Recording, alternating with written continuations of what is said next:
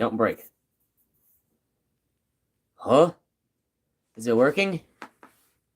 That's a mirror. You can't see anything in the mirror. You're like my buff horse. How can it see that? Yeah, yes. That shouldn't be visible. That is like way out of how wide is this lens? Jeez, that's way out of frame. Okay.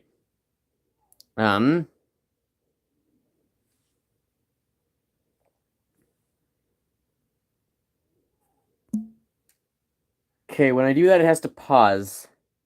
What grade? Well, technically, it's unclear. I gotta wait for the guy to get here. I have a question to ask him. Because there's actually a pretty funny story to go along with this. I got trash connection. To get the problems, I'm going to have to like break the stream. Because it won't let me switch between camera and screen recording. And I need to actually get the problems off Discord and to be able to get them. Are you being tutored? I'm not being tutored, I am the tutor. Holy, there's 6 people. Welcome, everyone. So I do have graph paper here. I'm not sure exactly what we're doing today. I did get some stuff, but we're gonna have to disconnect the stream first to be able to go get it. Because YouTube's streaming system is stupid. So we'll wait for the guy to show up and confirm he's here, and then we'll go get that and figure it out. You have to do some chores. Dude, really?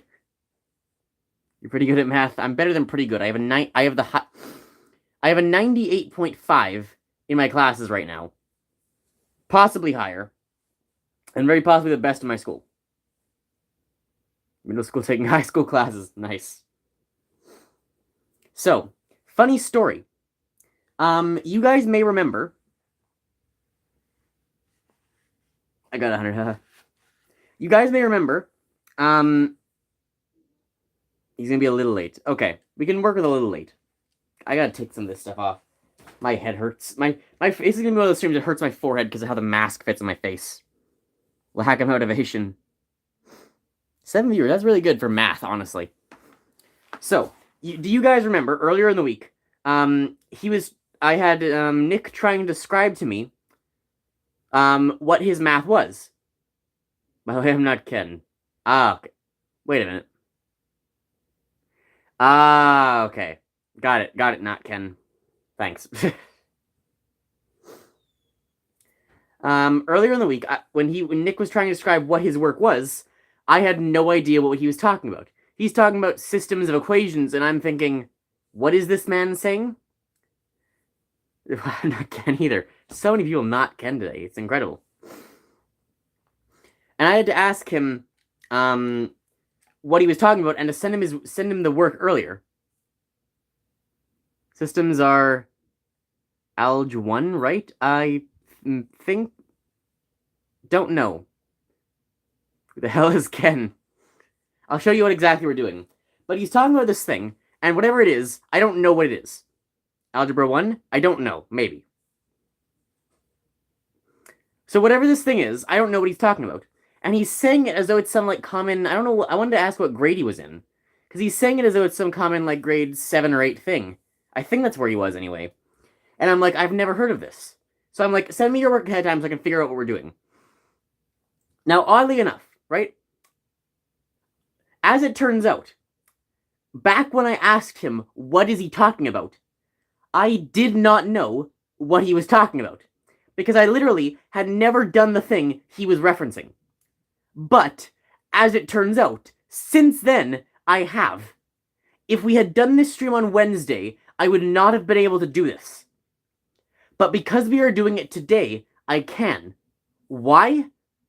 Because I literally learned the exact thing he's asking for help for on Thursday. Which was 3 days ago.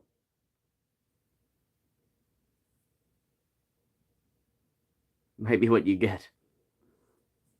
As it turns out, after he already said he needs help with this, we randomly learned this in math 3 days ago. So now I know what I'm talking about, and we are all ready to go. Now I know exactly what he's saying. You just say grade 7? I don't know what grade, because I'm learning this in, high school. I'm learning this in high school. I I don't know what grade he was in. I wanted to ask because we're only just learning this now, and I don't. I could have sworn he said he was in a lower grade. So I'm wondering, like, are they teaching this to him way before? What subject? It's math. It's like it's like a version of graphing. It's graphing and math. Geez, this robe makes it impossible to sit in any comfortable way. I do have both gloves on. I might take one of these off periodically. I also have the mask on, but I'm going to be mainly not looking through it, because it's impossible to see through this thing. And dear God, is it, like, going to give me a headache later. So, actually, I have my math... Where's my book? Oh, God, it's under the mess. Grade 8 or something. I saw some graph stuff in my book. Yeah, I don't know if I'm learning this late, or if he's learning this early. Oh, God. I need to get my math book, but this is going to be a problem. Let me... Hang on. Oh, God, it's going to break everything. Yeah. Don't break. Don't break. Please don't break. Physics is too heavy for math. Okay, take this off. Move that. Move these, which I was making earlier. Put this stuff over. Actually, I'm going to need these. Okay, ready? Pencil and eraser. And never leave home without it. Your room a mess. You want to see the crumbs? You want to see the crumbs? There is a literal pile. A pile. 3-dimensional pile of crumbs in my room. Let me move some more of this out of the way. This is going to be hell to clean up later. I finished this. I don't need this. That's separate. Put this back here. That's rational equation. Move that over. This is absolute value. Here we go. Systems of equations.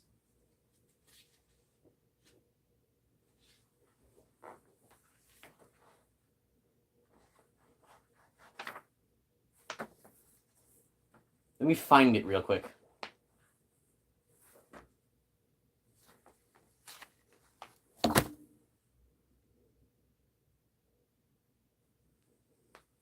Room tour, we already did that. Systems of equations. Congratulations, guys. I just gotta find out where exactly this is.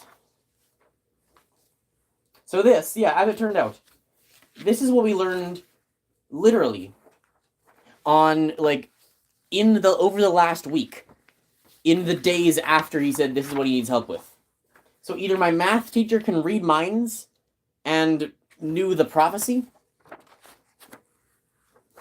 or this is the biggest coincidence since the Hitler thing. Don't ask what the Hitler thing is, it won't make sense. It's a great story. It's just really confusing and weird. What? I think I've told this before, haven't I? Here we go. I'm getting to it. Just about there. I gotta, like, just scroll over one more page. Scroll a page. That's not things I was supposed to say. Here we go. Math and not Hitler. There you go, chat. This is what we are learning. So, if you can see, chat, those are the equations, and that's the graph. And that little triangular area in here, that's what we did. And that's the successful area that will pass all 3 equations. Most Gen Z thing I've ever heard. Let me just scroll over one more page of my math book. Hang on. Geez, you really can't kneel in robes. This is terrible. Horrible design. How did they not make kneeling more applicable for plague doctors? So we got graph paper. Where do we start? I guess we could just do this, right? We never did a bunch of these graph problems. We kind of skipped past it fairly fast. So without doing his specific homework, I can actually go through these problems and explain what we're doing pretty easily. What about the monks that kneel? Good question. How do people kneel in robes? Don't we get massively derailed and go look at monks kneeling? That's Okay, actually, no. Now that I say that, let's not look up the phrase monks kneeling. That might have bad implications. I mean, look, if those monks lean that way, you know what? That's their opinion. That's their they can do whatever they want, but I'm not gonna participate in that, in those activities. Okay, so this is so not math. It's gonna be math. We're just waiting for connection is so bad. We're kind of waiting for the guy who's supposed to actually be doing the math. You like Springy?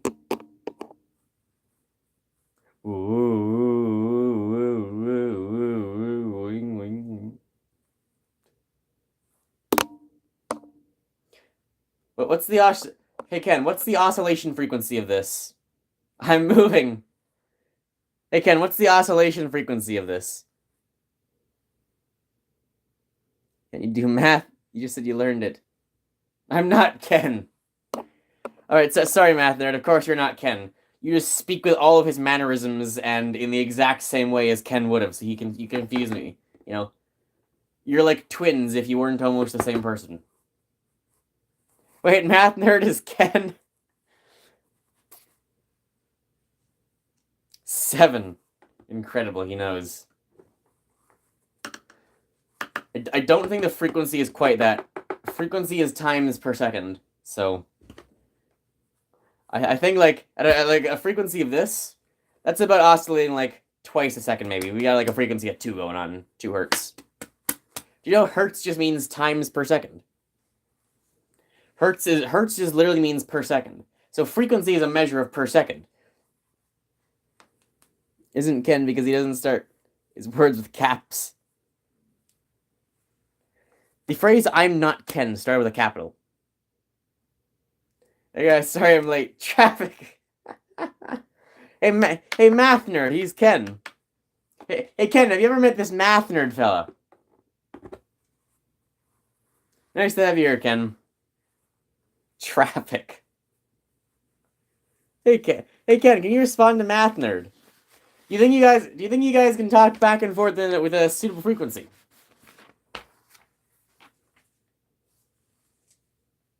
Yo, math. Can you guys talk back and forth with a frequency of 7? I'd like to see you try. It's also interesting how the viewer count... I like math. It's interesting how the viewer count keeps going up and down whenever these people change between talking. Very interesting indeed. That's so weird. How are you doing that so fast? The ground is a mess. I really... Because of the positioning of A, the phone, and B, myself, I have no way to write. I have to, like, put myself in the most awkward position. Are you not putting uppercase at the start of your words? You're scaring me.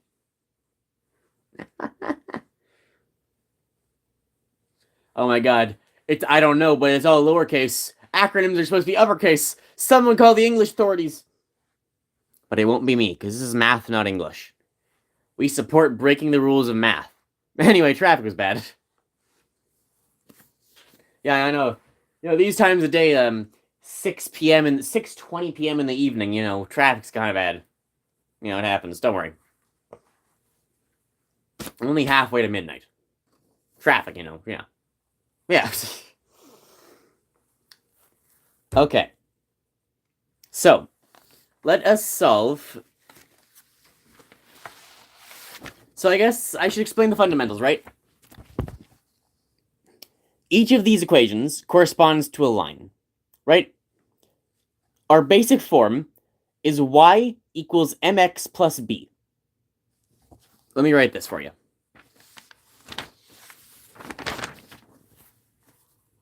Y equals mx plus b. Oh! Is that in French? Yes, it is. It is in French, yes. It's not quite Greek. It actually is in French. Don't worry, I can translate for you. Our basic form is y equals mx plus b. X and y are variables. M is the slope, or in French, as they call it, la pente, and b is the y-axis intercept. So b is where on the y-axis our line touches. Okay? Make sense? So, school on the weekend. Yeah! After this, I'm studying for my physics and history tests on Monday. Wish me luck. You already did a hand reveal. Might as well be less sweaty. It's not that bad, at least not yet. Also, I did a hand reveal back away at like 100 subs. That was ages ago. My hands have changed since then, chat. I love math, not. Should I give you guys a beard reveal one day?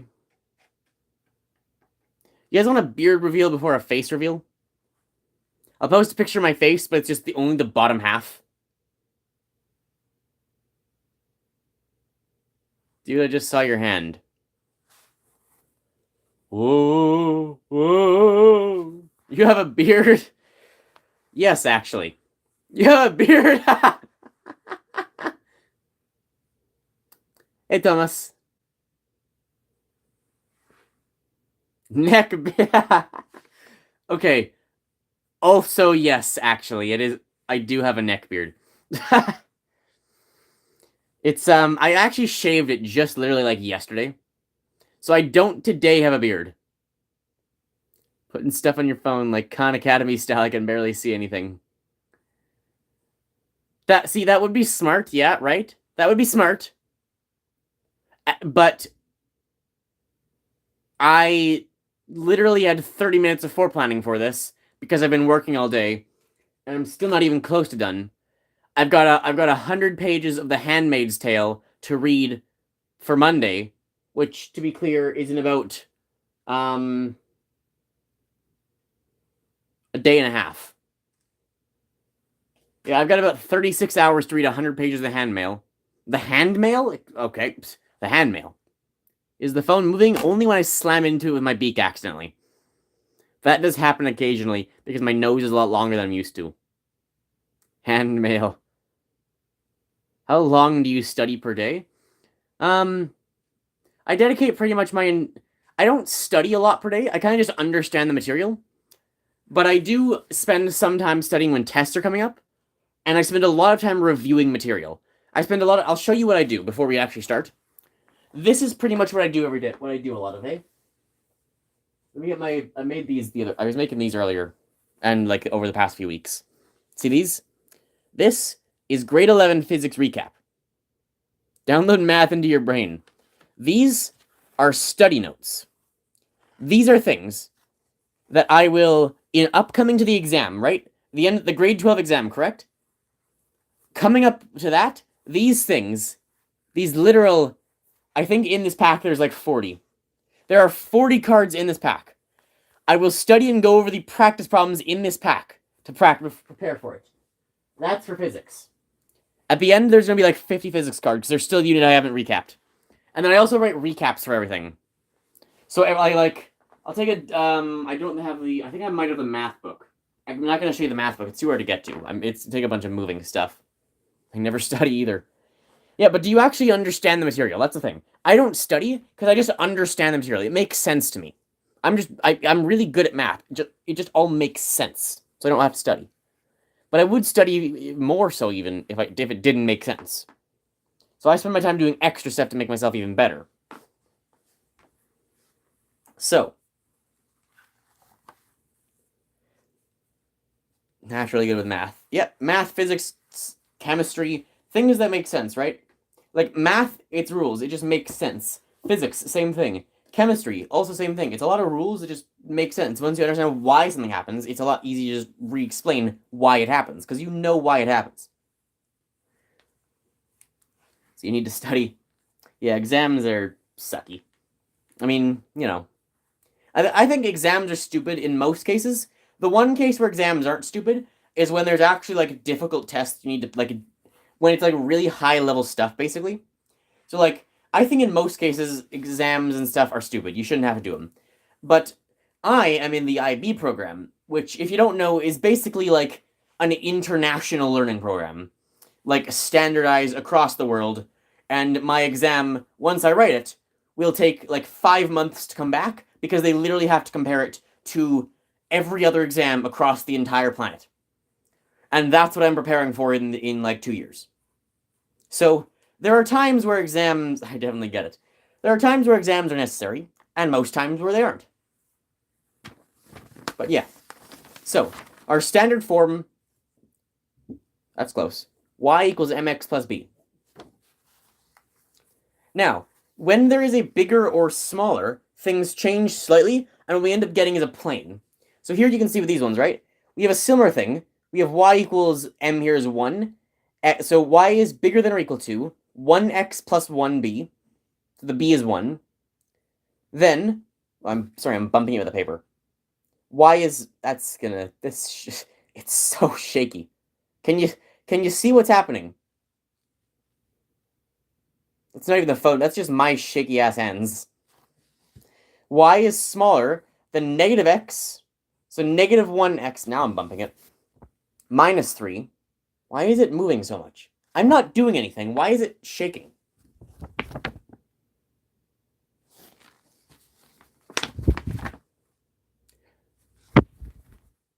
It's...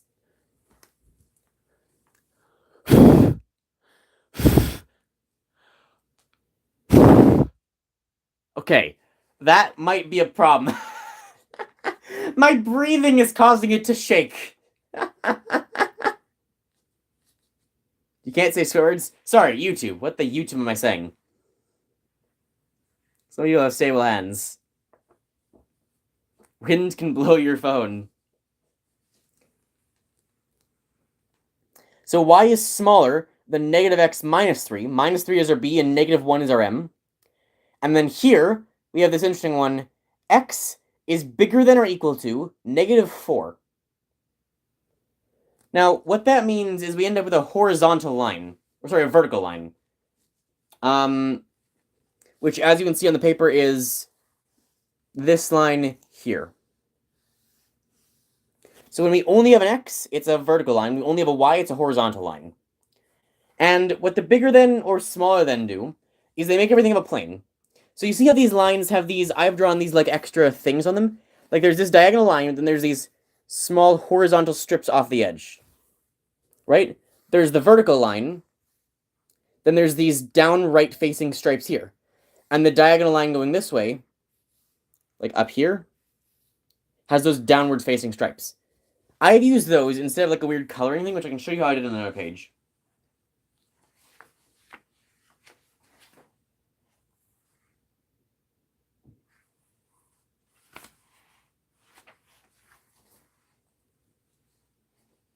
If you like JFK, horrible headache. Basically what those lines mean is similar like how it is here. It just means that one side is colored in, and anything on that side is a solution to the equation, right? Because it's bigger than or smaller than, it means anything on that side can be the equation.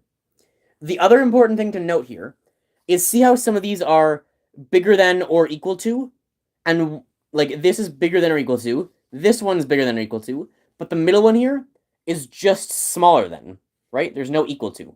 Jeez, this is all... this is going to be like a nauseating stream. To show if something is bigger than or equal to, we use a solid line.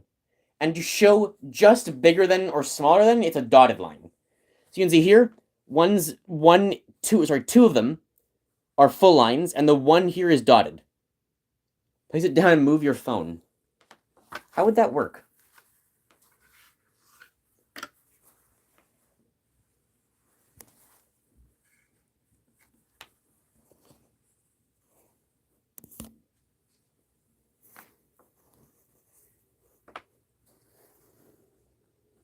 There we go. So those are our equations. Two of them are bigger than or equal to, and one is smaller than, right? So as you can see here with the lines, two of them are solid lines, one of them is a dotted line. And so the dotted line, you're less nervous now. The dotted line is that one where it's only the smaller than. The other crucial thing to note here is this side thing I've noted, which I'm not going to try and read off there. Basically, if y is bigger, has a bigger than sign, then the correct side is going to be everything that is up. So, as we can see with the first equation, right? Y is bigger than or equal to x plus 1. Our diagonal line this way, you can't see that, the bottom left to top right, that diagonal line is equal to that. Everything... Why the hell am I here? Concentration got worse. Everything, because it's y is bigger than, everything above that line is going to be a valid solution. And if we look at the next one, y is smaller than, and it's not equal to, because it's not equal to, we use a dotted line, which means it's this one going from here down to here. And it's smaller than, so every smaller solution, everything below the line is a usable solution. So, for whatever reason,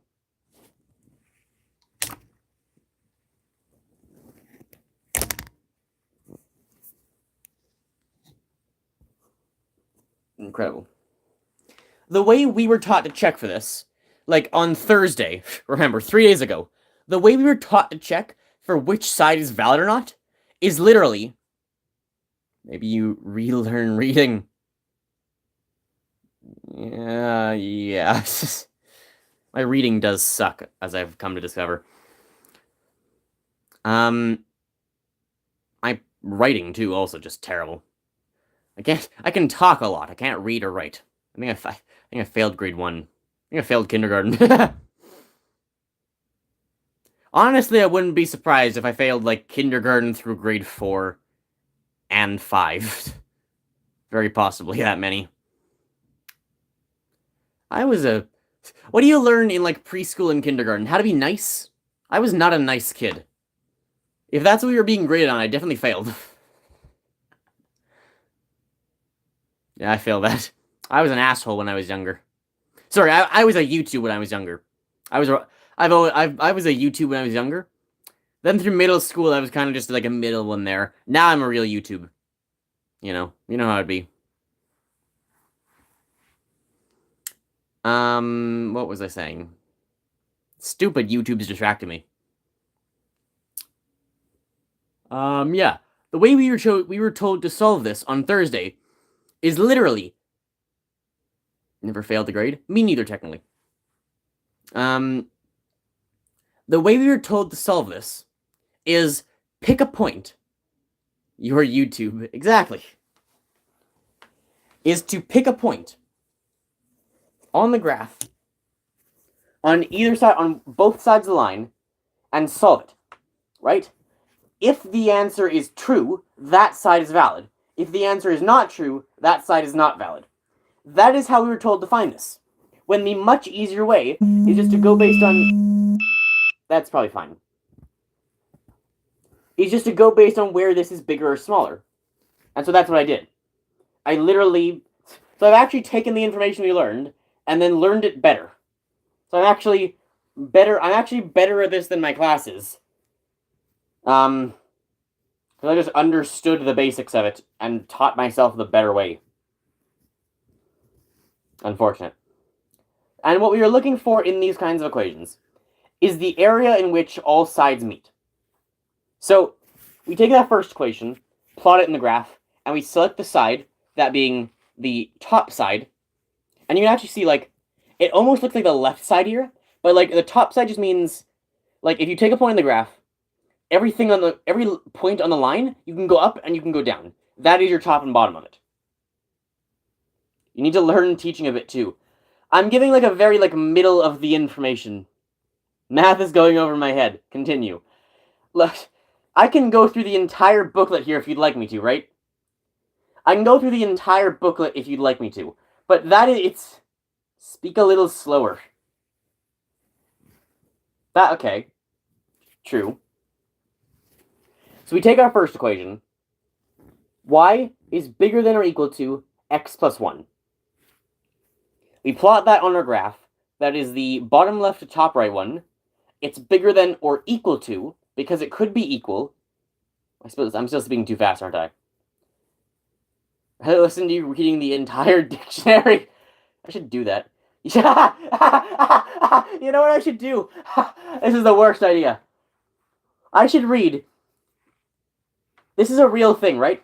There is a real dictionary. Live stream ideas. There's a real dictionary called it's basically the official French, the official French to English Canadian dictionary. I can read that. Would you like me to read the entire French-English dictionary?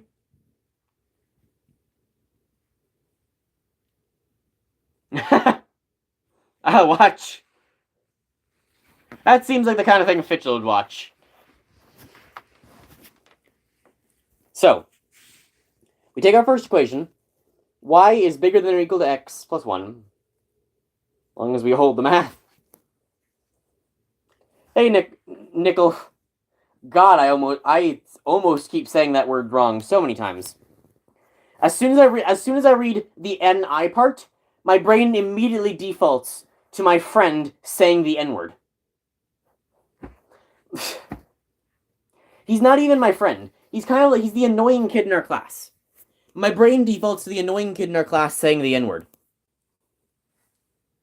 Hi, fish roll. So, sweeter. Sweater? Sweeter? Nick? What the hell do I call you, man? How would you like me to say your name?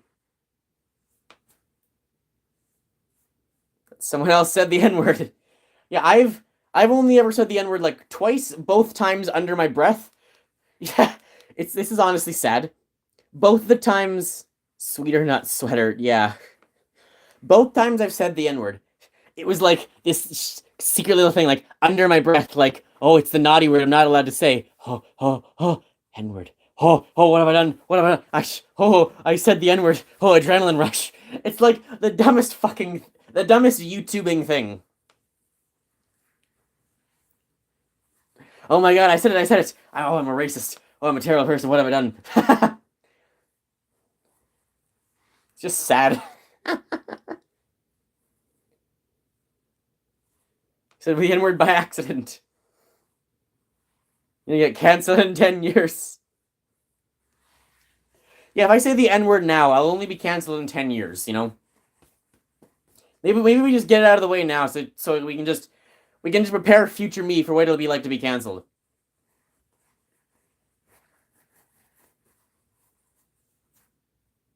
Question. What happens if we turn the name of a country into a swear, right? Uh-oh. So like you know that one country that is very dangerously close to the N-word. Lamborghini in a funny way. I say the N-word when I'm alone. You know that one country that is dangerously close? That's fine. Don't worry about that. It's probably fine. I can't turn it off now anyway. No, go down. No, don't block CT. Don't go to his channel. Stop. Nicer, Africa man. What if we decided that, hey, the N-word is going to be spelled with one less G, right? What do you do? Do we force... Wait, what? Do we force an entire country to change its name? Don't say it, Nick.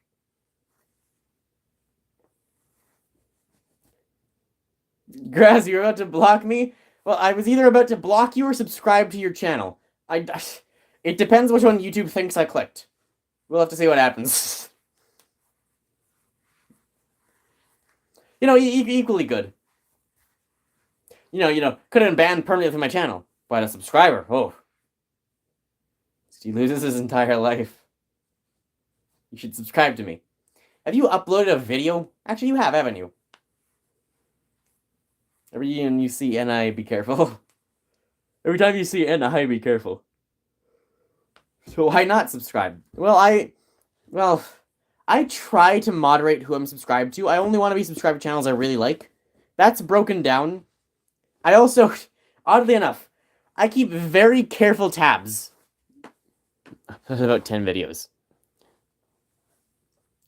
I've tried to keep very close tabs on my liked videos. My liked videos are supposed to be very specifically. I did, Nickel. I do have that stuff. Okay, Nickel, you missed this. So, you remember how I was asking you back on, like, let me tell the story again. You remember how I, back on, like, was it last week? Last week, asked you, what are you talking about when you told me about these things, right? Quick question, what grade are you in, Nickel? I'm just curious. Because this is funny, actually, how this has turned out. If you're willing, I'm curious. Otherwise, it's fine. If you're fine, you're not. If you're fine, you're not. English, ladies and gentlemen. English. 8. Okay, so this is weird, right? When you were talking to me about this last week, I said... I didn't see it. 8th grade, okay. So when you were talking to me about this last week, right? I had absolutely no idea what it is you were saying. Even more English than math. I had absolutely no idea what it is you were saying. And that's why I asked you to send the work. When you sent the work, I realized, as it turns out, I was right. I didn't know at all what you were talking about, because the thing you were talking about, I learned literally this week, in between the time that I offered to teach you this, and now. I learned this stuff 3 days ago. This writing on this page is 3 days old. I was doing this on Thursday. And when I saw this, when I saw what your work was, I was just thinking, what? Really? Yeah. As it turns out, I offered to tutor you on something I did not know anything about. And then I managed to, by some miracle, learn it in the week I had. In that week, I learned what you needed. And here we are. Stream luck. I mean, is that stream luck? So yeah, apparently my math teacher is psychic or something. We can help each other now. Well, I'm already like an expert in this. I know exactly what's happening like immediately, even better so than my class. The way my teacher ended up teaching this was in a really bad way, and I've already found a more efficient way to explain how to draw these. So I can help you, don't worry about this. What's funny though is you're learning this like 4 years or something like that. Like before I learned this. Back in grade 8, I was like learning like fractional division. I'm his teacher. Or your math teacher watches your streams. If Miss Y is here, hi? What do I say to my math teacher watching my stream? Oh yeah, hi Miss Y. Thanks for being my math teacher. Excited to start grade 12 math. It's gonna be fun. Gonna be a good time. I've taken 2 like pre-cal courses both in the same year. I'm gonna have to turn that off right away. I learned that in 3rd grade. Sorry, wait. You learned fractional division in 3rd grade. Like if I give you a fraction and then say divide this by this fraction, you learned how to do that in 3rd grade? What kind of classes have I been in? It's easy. It is easy, yes. But like this is what I've been saying, right? Yes. I swear to God, right? For whatever reason, nothing changed from grade 3 to 7. I learned nothing new from grades 3 to 7. School system's crazy. Could be a private school, yeah. I learned nothing new from grade 3 to 7 in math. And it drove me crazy because I loved math. I guys learned everything about square roots yet. Yeah, have you done square root stuff? And then finally, grade 8 is new stuff. Grade 9 is a whole bunch of new stuff. Grade 10 and 11, incredible. Grade 4 was long division. Wait, so 4th grade was long division, right? Did you learn dividing fractions before long division?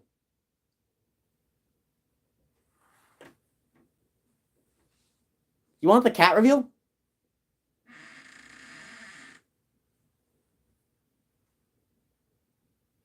I don't remember anything I learned before 7th grade. You got no grass, you missed something. What did I miss? It's too late for cat reveal, now he's gone. The cat has entered. Actually, the cat has left.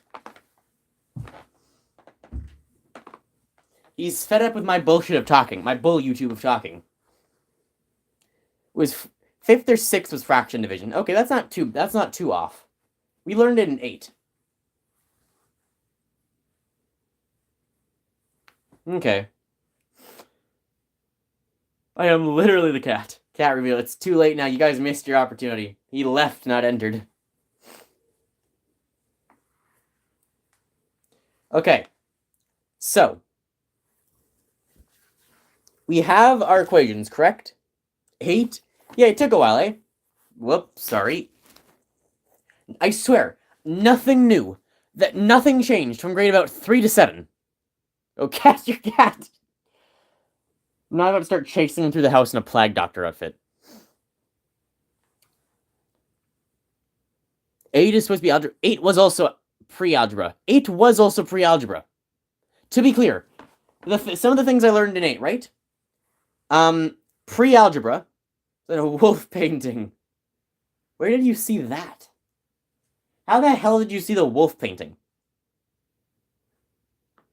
That's on my... How? What? Where did you see the wolf painting? I don't even know how you managed to see that. So grade 8. Don't know why. Grade 8. I learned basic algebra. I was doing like basic algebra. We had already started doing exponents. We were doing Pythagoras theorem. And we were doing fractional multiplication and division.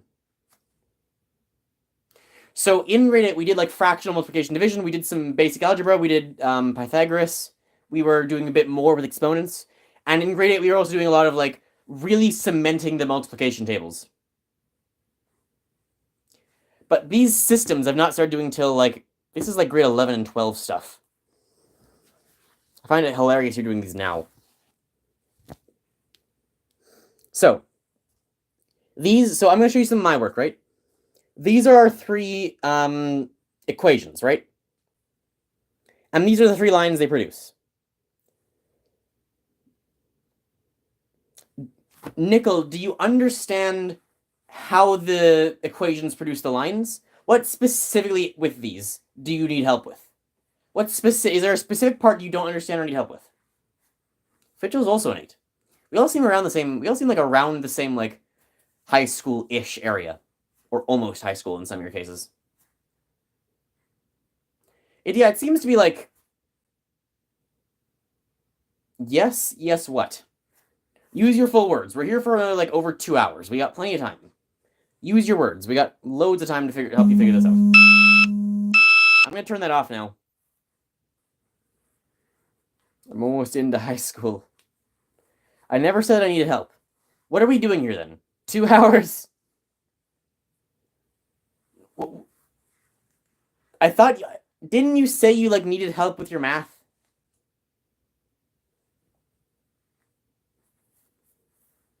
I don't know. I swear to... If we've done all this for no reason... No idea... What do you mean?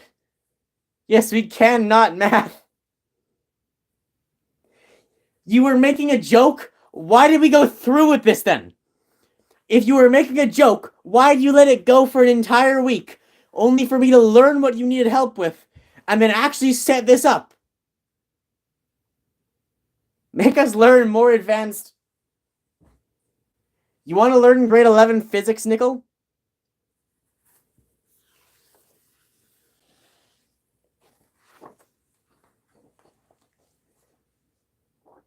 I like seeing your shadow. Ooh. 11? I figure grade 12 physics is above your pay grade. Maybe.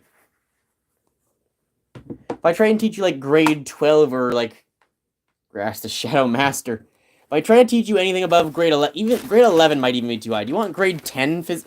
There's no such thing as grade 10 physics. Where'd my eraser go? God damn it.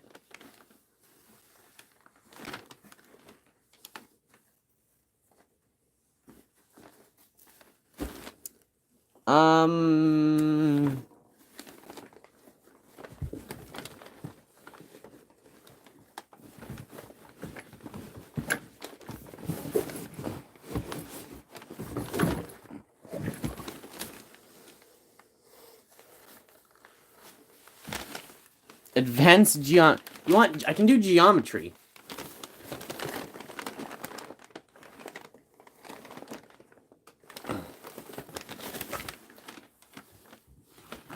I'm gonna have to find that later. Geometry dash. Geometry sucks, it's useless. Very split opinions on geometry here.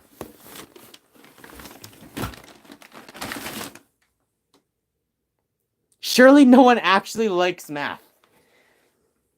You're speaking to a professional here. I have a graph mat ready. Okay, you want some geometry? Okay, let me find my... Where would I put it? Let me take this back and put it back, and let me see if I can find my geometry stuff. That's still very I keep bumping it a lot.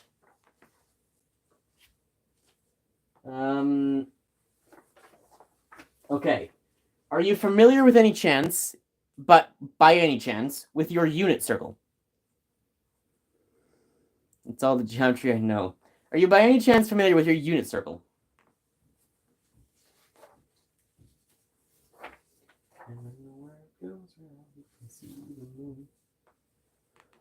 No. Okay. I just find it weird you're learning this now. Oh, it's in the god damn it. Okay, I can't take it out because it's stuck inside the thing. But I can give you the rundown, okay? Bye, CT. Don't worry, I'm sure Ken and or the other guy who's not Ken have it handled. God have mercy on your soul, CT. He's escaped the math. Somebody catch him. Don't let him flee. Okay. How sad, CT. You missed pointless math. How dare you, Dally? Hey, Dally. How are you ever going to calculate the gravitational acceleration of Earth with an attitude like that? Huh? How are you going to calculate the speed of sound based on the refractive index of sound through a closed pipe in the medium of room temperature air? Huh? I don't need to. What if you do need to one day, Dally? What if the devil gives you a question about that? A lot of points in math that I can't solve. See a traitor in our midst. I won't. I just won't win against the devil. That's a good solution to life. Fair enough. I mean, I guess in that case, that's... If you're an atheist, you don't need to learn math. Incredible. Rally?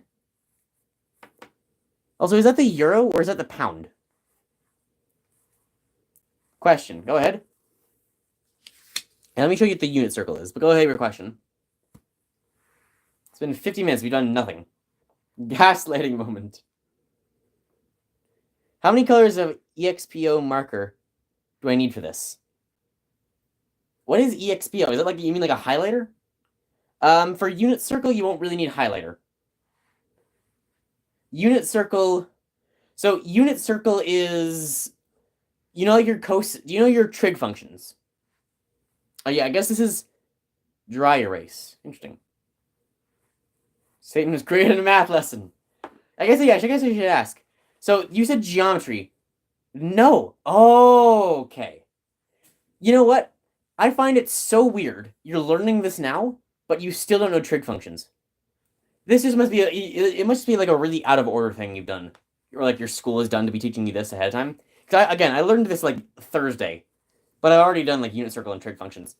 Okay, so you know the functions. So you know on your calculator those weird things where it says like cos, sine, and tan. We're in the U.S. though. Yeah, that makes sense. Everything they do is backwards.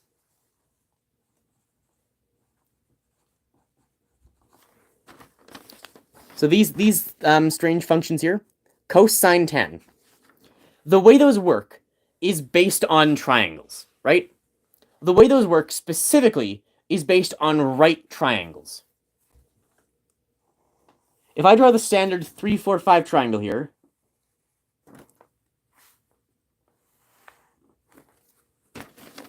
right? This is our triangle.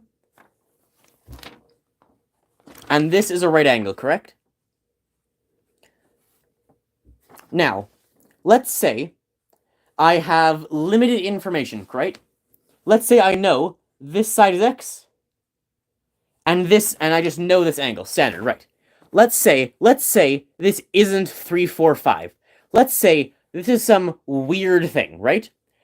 Let's say I know the value of x, and I know this angle up here, if you can see it with my shaky hands, right? If I know x and that angle, is it possible to find y in this case? Assuming I don't know what y or the hypotenuse are, but I do know what x is and I know what that angle is. Can I find y? I guess I shouldn't be asking you that because you don't know this. The answer is yes. And the way we do that is with our trigonometry functions. So the most important thing to understand about these functions is the weird way they're used. The way they work. I just died. The way they work is you have to, on your calculator, hit the function and then put in some thing. And that thing is always division. It's division of the length of one side divided by the length of another side. But then there's also another part that can be switched with it. So I'll write out the equation and then explain it, because this is like by far like one of the most complicated things to first understand about trig, because these functions make no sense when you're first learning them. Tan is for tangent, is equal to the opposite over the adjacent. Sine or sinus is equal to the opposite over the hypotenuse. And cosine is equal to the adjacent over the hypotenuse. I'm going to commit sins. These here are the most important things. Tan is the opposite over adjacent. Sine is opposite over hypotenuse. Cos is adjacent over hypotenuse. You'll memorize these eventually once you start becoming more familiar with these functions. Now, technically the way these get put into a calculator is it's not just you're looking for something out, right? The way these work, if you've ever seen the variable theta, this is theta. It's a Greek letter. It's like an O with a curved line through it. That's theta. Theta is a variable like x or y. Sine cos again, sure. So tan is opposite over adjacent. Sine is opposite over hypotenuse. And cos, here are writing notes. Yeah. Tan is op over adjacent. Sine is op over hypotenuse. And cos is adjacent over hypotenuse.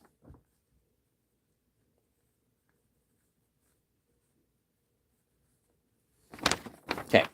Let me know if you do need to see it again. I know it's like, it's weird because I'm holding it so far away.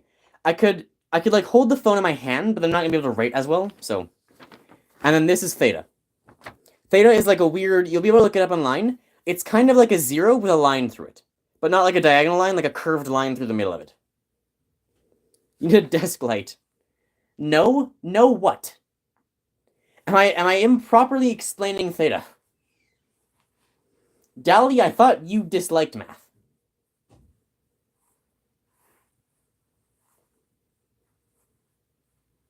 We'll see if he comes up with a solution. So, the way these functions technically work is it's tan theta equals opposite over adjacent. Theta is a variable for an angle. Real math dislikers don't know math. Theta is a variable for an angle, and the way they work is tan theta, sine theta, or cos theta equal their respective that over that. So the way you would use these to actually solve a problem is, do we need theta? Kind of, yes. Also, I'm pretty sure it's theta, not theta. Some math is useless. The way we'd solve for y here, right, assuming this is an unstandard triangle, it does have to be right angle. We can use these functions to solve for not right angle triangles, but it's much harder. The base way is with a right angle triangle. One angle is right, and then you find whichever angle you have. So we have this angle, and we have x. The way you would do it is if you are looking for y, we know that... How do I need to explain where the sides of the triangles are still.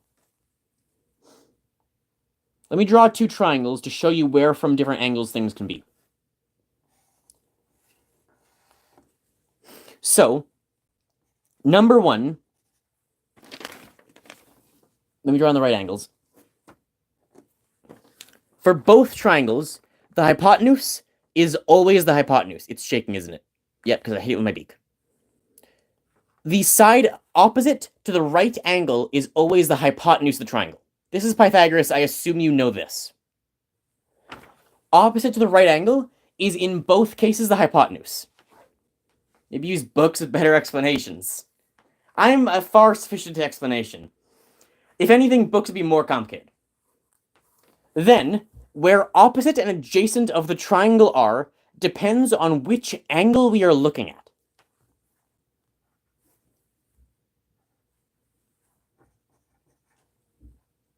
I have funny pictures. Start with the shaking. Let me write these in. In the first case, where our angle is the one up here in the top left, the opposite is the line... Speak slower. Okay. In the case where our angle is in the top here, the opposite is on the opposite side of it. It's the most complex form of math I can do. So similar to how our hypotenuse is opposite our right angle, our opposite side is opposite our angle, our theta angle. And our adjacent is next to our theta angle. In the case where our other angle is our theta angle, then the adjacent would be still adjacent, and opposite is still opposite that angle. So opposite side is always opposite our theta angle, and adjacent is the other side. That's not the hypotenuse or the opposite.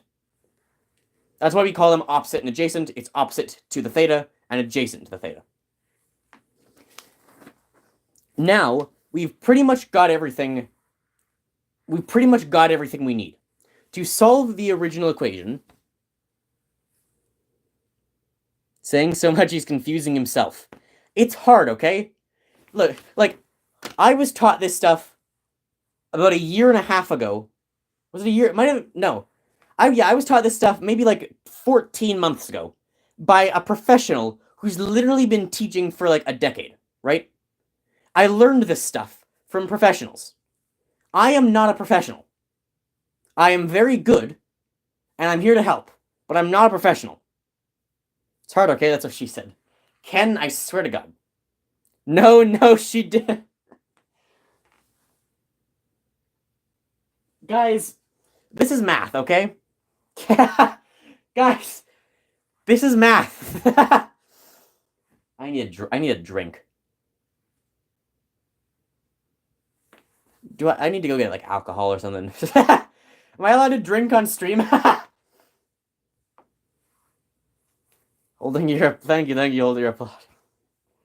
Moving on. I think I'm starting to understand. So the way that these functions now work. If we use tan, because we have... So, we want to use the function that doesn't use the thing that we don't know. In this case, we're looking for y, we have x, and that's our angle. So, tell me this, based on what we learned, if this is x, and this is our angle, what side is y? are values we plug in. Yes. So what side would x be and what side would y be? Confirm you're understanding this. Side? Yeah, like opposite, hypotenuse, and adjacent. It's obviously not the hypotenuse, but for x and y, is the answer 0? It's not 0. If the angle's up here, what side are x and y? It's not 35. Guys, x would be adjacent. Correct, yes. Good job. Y would be opposite. There you go. Now I really am overheating. Holy crap.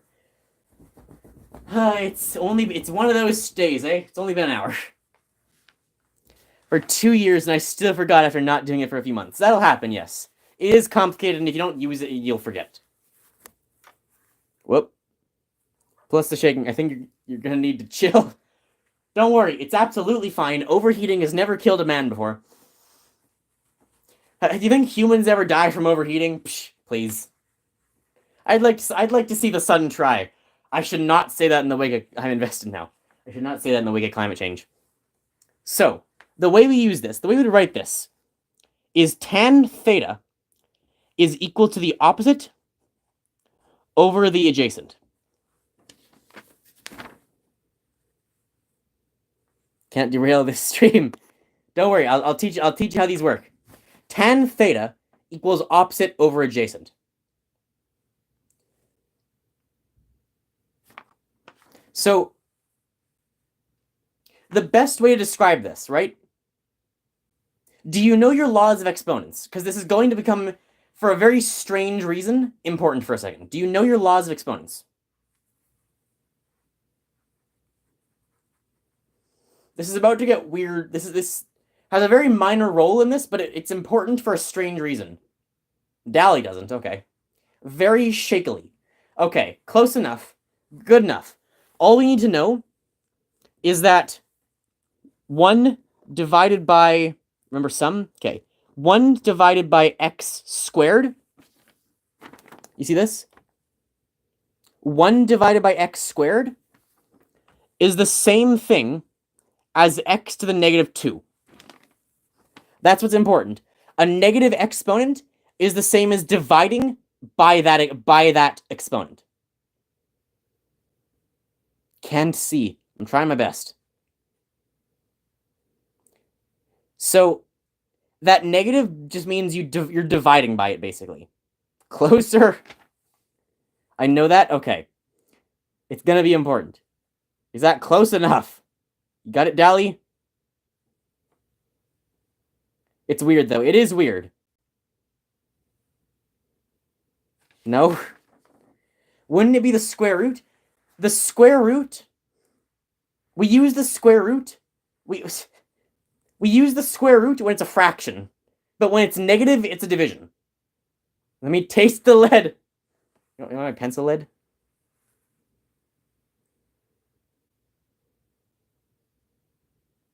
Blah. Bro needs a microscope. You want to see the microscopic patterns? You want me to teach you the allotropes of carbon? You've got carbon nanotubes. You got diamond. You got graphite. You got graphene. You got your fullerenes. Everyone familiar with your fullerenes? Microscope still too small. Fullerene's the best, man. Even the word fullerene, so good, so good. Chemistry, man, awesome. Graphite, like from Mindustry? Yes, exactly. You take carbon, and it can fit into certain shapes. It can go graphite, graphene. You're a fullerene. Not quite the spelling, but I'll accept it. So, to do this, we are tan is technically a function. Graphenes and pencils, yes. So the weird way that these work, the reason these are so confusing is because they're never explained well in school. But basically what they are, tan, sine, and cos can be treated like a multiplication on your equation. But you can't divide by them because you have to enter something into them. What they technically do, I believe, is use an infinite series based on what you enter. So while you are sort of dividing by them, instead what we're doing is using the second function, which is to the power of -1.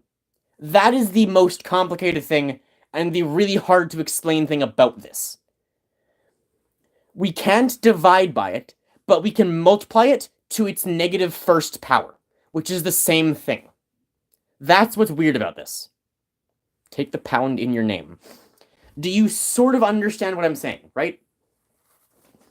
It's like this. We're not allowed to divide by sin, cos, or tan because 1 over sine isn't a thing you can put in your calculator. Sort of, yeah. So, like, if you imagine, like, basically, like, if I have, like, if this 1, for example, was, like, 7, right?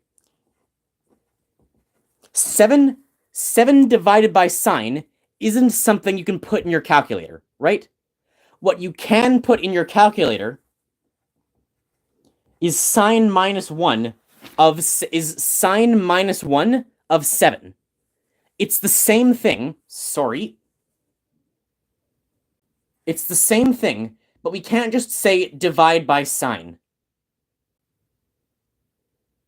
Sine has no value in that situation. Exactly.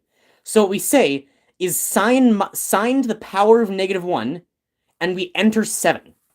So I will pull out my calculator and actually show you how this works. And what we call that, with speaking of these functions specifically, is the second function of sine, or second function of cos or tan. And I'll pull out my calculator and show you how you actually use this. If I can find it.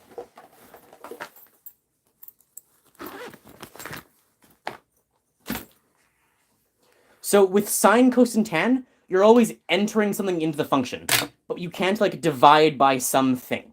So you use the second function, which is the negative first exponent. That's the complicated thing about this. So here's my calculator. Can you see that well? Yeah. So I have my sine, cos, and tan functions, and if you look in the yellow there, if you look in the shift is yellow. That means if I hit shift, it'll bring up these second things. The second function is the thing above it, which you can barely see, is sine minus 1. You can't divide by 0. Exactly, yeah. Well, kind of. Sine minus 1, cos minus 1, tan minus 1. So what's important to recognize here, you can't? Yeah, you can't. No, you can. You can't divide by 0. Oh, do we have to teach Ken about the divide by 0 thing? If you divide by 0, it ends up equal to positive and negative. What do you mean by kind of? Well, the problem with dividing by 0 is when you divide by 0, you get positive or negative infinity. With the sine, cos, and tan, the way those are evaluated in your calculator is with an infinite series, which means it's taking something like your number times 1 over 4 minus your number times 1 over 8 plus your number times 1 over 16. It's doing something like that for an infinite number of powers of 2 to a certain point to get a level of accuracy. It's not like dividing by 0, but with these functions, we have to tell them what the value is we're doing a thing with. Blow up your type 0 divided by 0. We can try it. I believe it'll give us math error. 0 divided by 0. 0 divided by 0. Math error, yeah. The problem with 0 divided by 0 is it ends up giving us both positive and negative finity. Yeah, it gives us positive and negative finity at the same time, so we have to call it undefined. Or underrhymed if you misspell it. Yeah. So it gives us a positive and a negative value, which is impossible, and so we get undefined. Or math error, depending on your calculator. So, but with these, the difference is it is a function. Sine, cos, and tan are a function. Do you know what a function is? Do you know what... I assume you do know what a function is, right? Because you're doing, like, linear equations. Not rhymed enough. Do you know what a function technically is? Yes, okay. So for those of you who don't know, a function is like y equals x plus 1 is a function. You put in your variable x, you do whatever, and then you get your output y. So in this case, it would be add 1. So x would go in as 3, add 1, comes out as 4. So with these, sine, cos, and tan are functions, but what they're functions of is weird infinite series. So we have to put a thing in, we can't just divide by them, even though it's technically the same thing mathematically. We have to specifically tell the calculator what we want it to do. So we use to the power of -1 to specify for the calculator, this is what I want you to do. And that's why we use that and not just divide by it. So what we would do in the case of tan theta equals opposite over adjacent is we would divide both sides. So I'll hold it closer.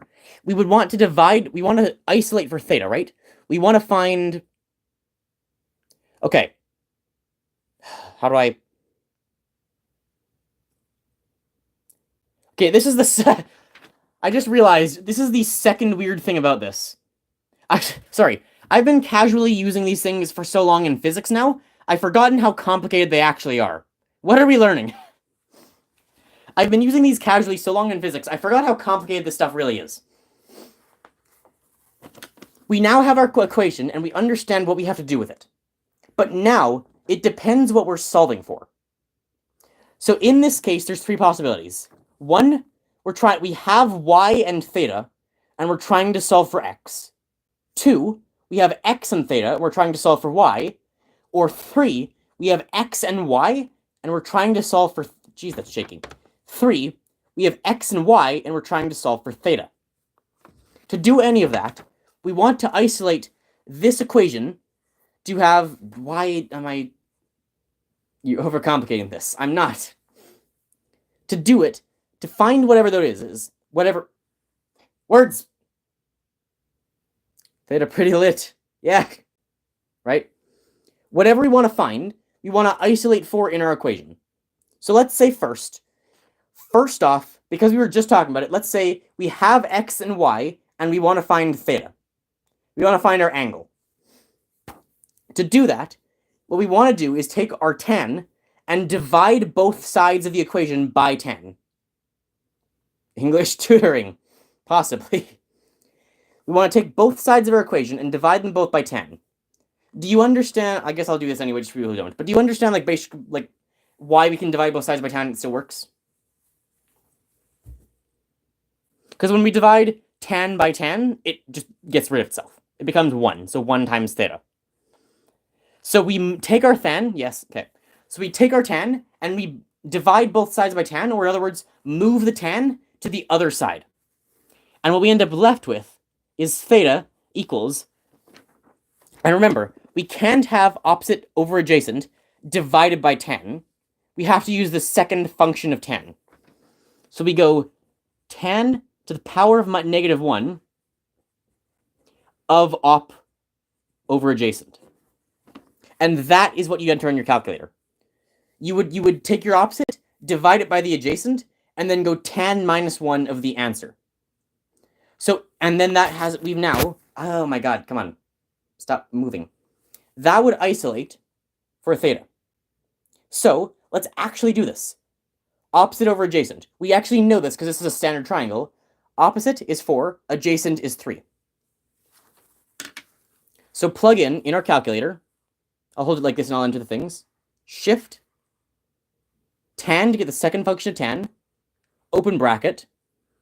4 divided by 3. Close bracket. And there you go. So this, when I hit equal, will give us the value of theta. Theta is 53.13 degrees.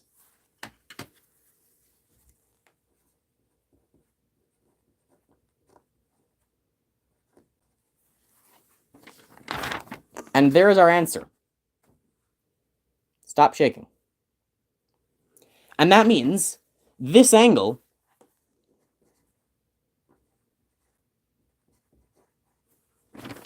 is that. In a 3, 4, 5 triangle, that angle is 53.13 degrees. Now let's say we are looking for y. Pretend we have x and we have this angle now, right? But we don't know what y is. Just pretend we were given that angle, and we were given x, but we weren't given y. And we don't know it's a 4. Now, just use a rule. Ken, come on. We're trying. This actually brings up an interesting point. There is a difference in math between measurement and geometry. Geometry, you have specific numbers, and you can use like your algebra, or sorry, trig. You can use your trig functions to find specific things in a very rigorous way on graph paper with a grid, and in a rigorous way. But with a ruler, you can only get so much accuracy. So trig functions help us to remain really accurate when we need to be really accurate, rather than trying to just ruler it. And especially like with like a spacecraft, right? You can't just say like, well, it's this distance to here and this distance to here, so let's put a ruler to space and measure this last distance. No, you got to use your trig functions to find it. I'm gonna go get a drink of water. Well, actually, no, let's finish this quickly. Okay, you go to the bathroom. I'll go get a drink of water. It's a big ass ruler. I'll be right back.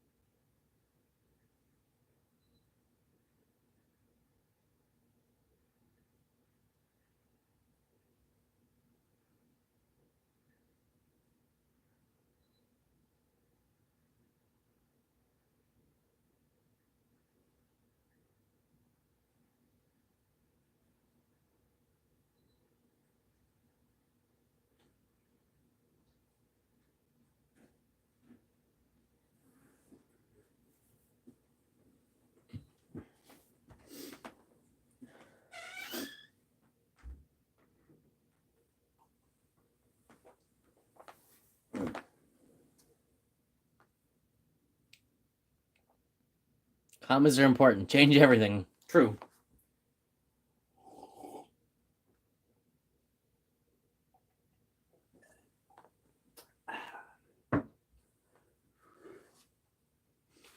Graph points are dependent on commas. Very important.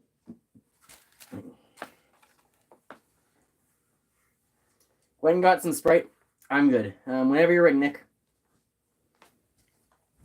God, now I can't see again. This mask is terrible.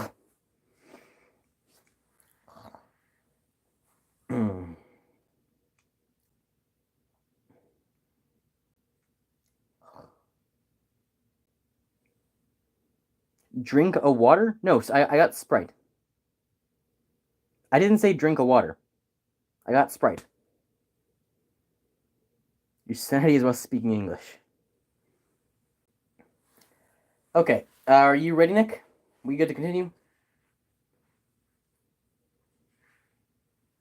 You said drink a water. Well, that's not what I intended.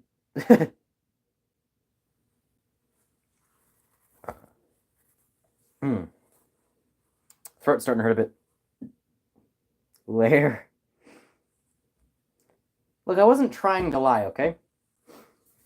So, with our equation, we can also solve for the adjacent or opposite. Let's say we were given this angle and we were given x. If we want to find y, we know y, because of where theta is the opposite. So in our equation, let's isolate for the opposite. Tan theta equals opposite over adjacent. To get the opposite, we would multiply both sides by the adjacent. And the way this will work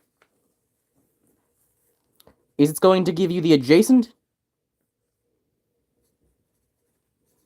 times tan theta equals the opposite, like that.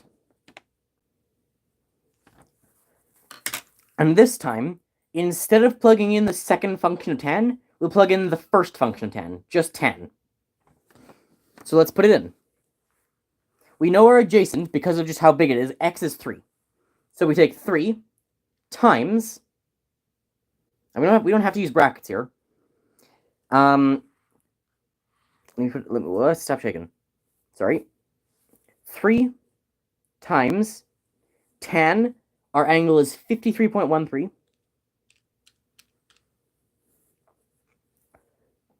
3 times tan of 53.13, this will give us the opposite. And look at that. So now the important thing to note, 3.9999, that is basically 4. The reason it's not exactly 4 is because this is kind of cut off. There should be like 2 zeros and something after that. But this is basically 4. And so we know now our x value is 4.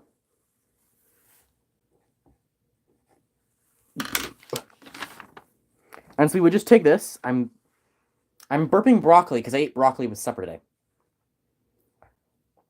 We would take again our function and just this time isolate for the opposite. Now, what?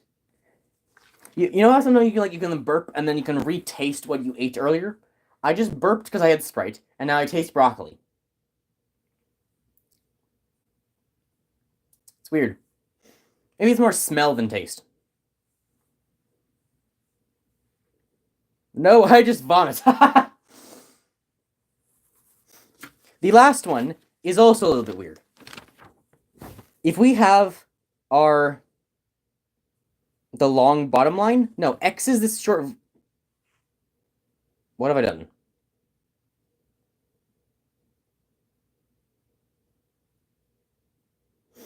Sorry, I marked. Sorry, I marked the wrong. I marked the wrong thing. Hang on. Y is the long bottom line, but fix that. There we go. We know x is 3, and so we put our adjacent as 3. Minor mistakes, yeah. And then we multiplied by tan theta, so tan of 53.13. And then that gave us our y value.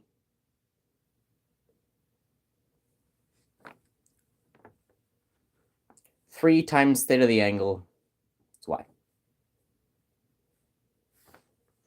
Finally, we can take that and we can put it one other way. We can isolate for x.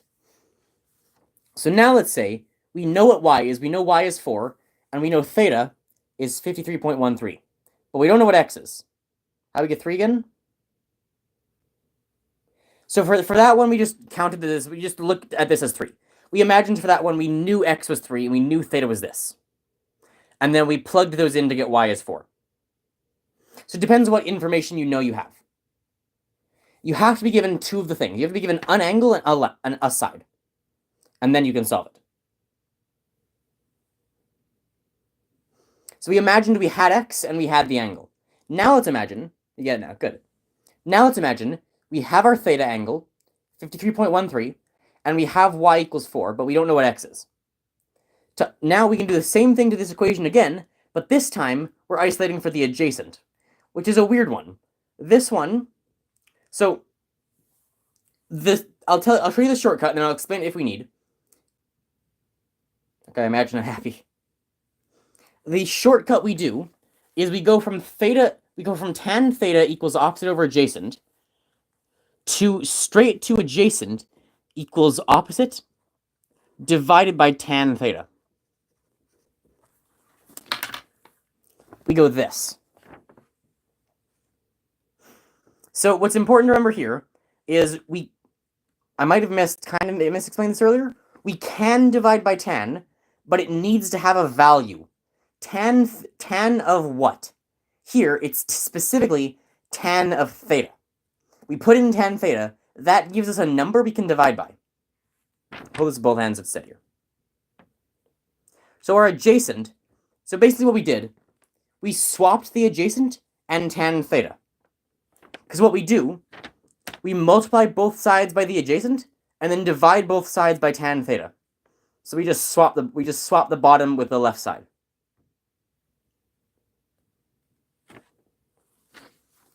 And then what we do, we take our opposite, which is 4, divided, that's add, divided by, again, we don't actually need parentheses. We find 10. 10 of 53.13. And it spits back out our 3 number. And this number that's big by should be the exact amount that 4 was small by. So it's still consistent.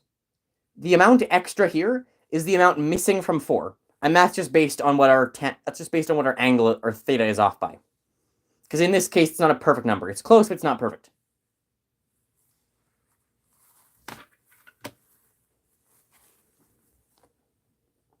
And so x is 3. So does that make sense, what we've done? So far, does everything I've said make most sense, at least? Maybe not enough sense that you could, like, do it yourself, but does it make sense what I've said?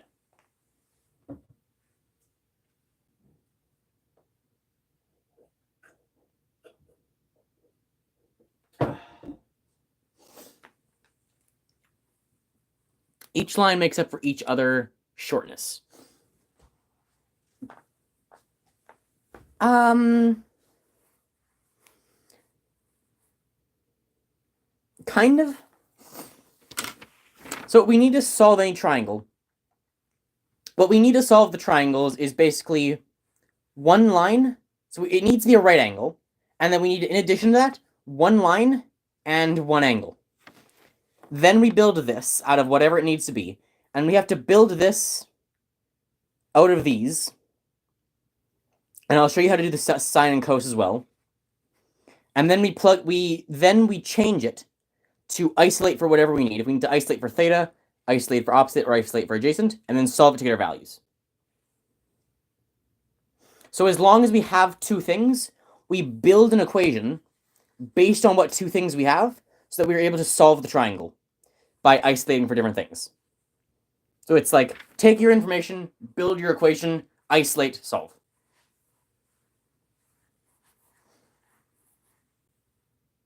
I don't know what that means.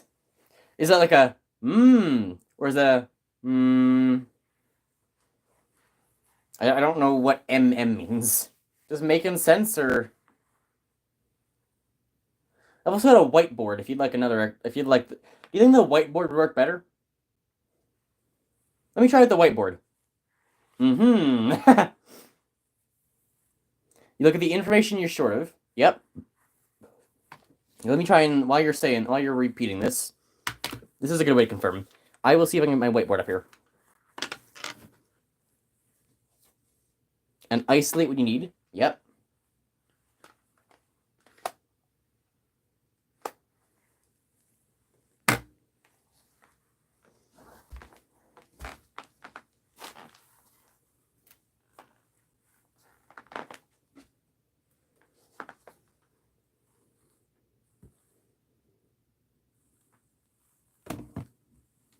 I'm gonna go get a snack. Oh, Jesus Christ.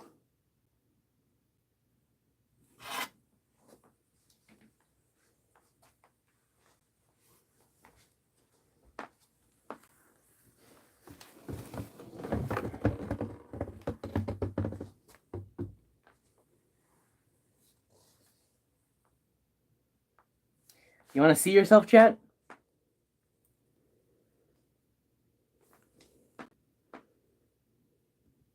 Hi, chat. I see you. Oh my God, it's me.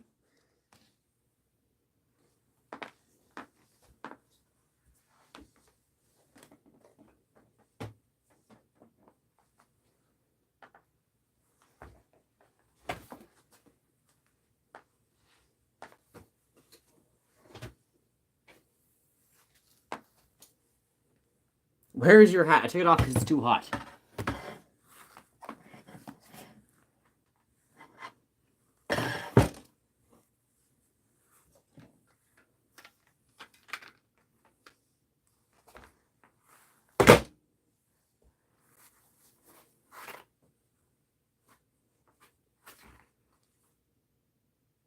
Stop flattering yourself.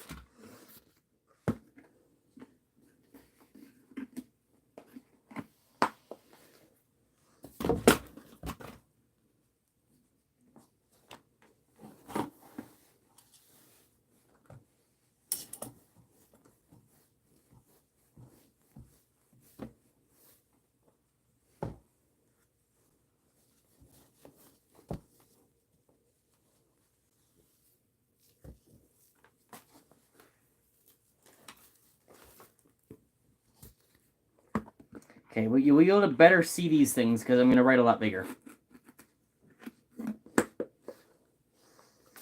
This will help us out.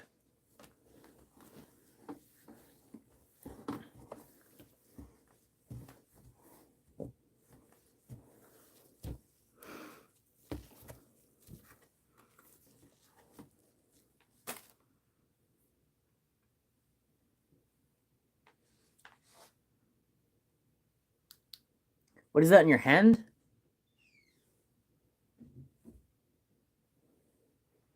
Why are they so red? I'm not red. Why am I red? That's really delayed.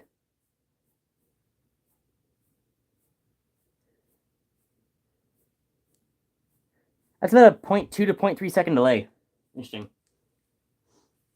That's enough I could tickle myself with that. If that were me like touching myself, I could wait. No, hang on. I'm red do da dee da da do. Gross. If I were like do da no. No, not like that. If I were like using a tickle machine to tickle myself. Like if I rotated a thing to tickle my foot. It's not inappropriate, I swear. It was on a Vsauce episode.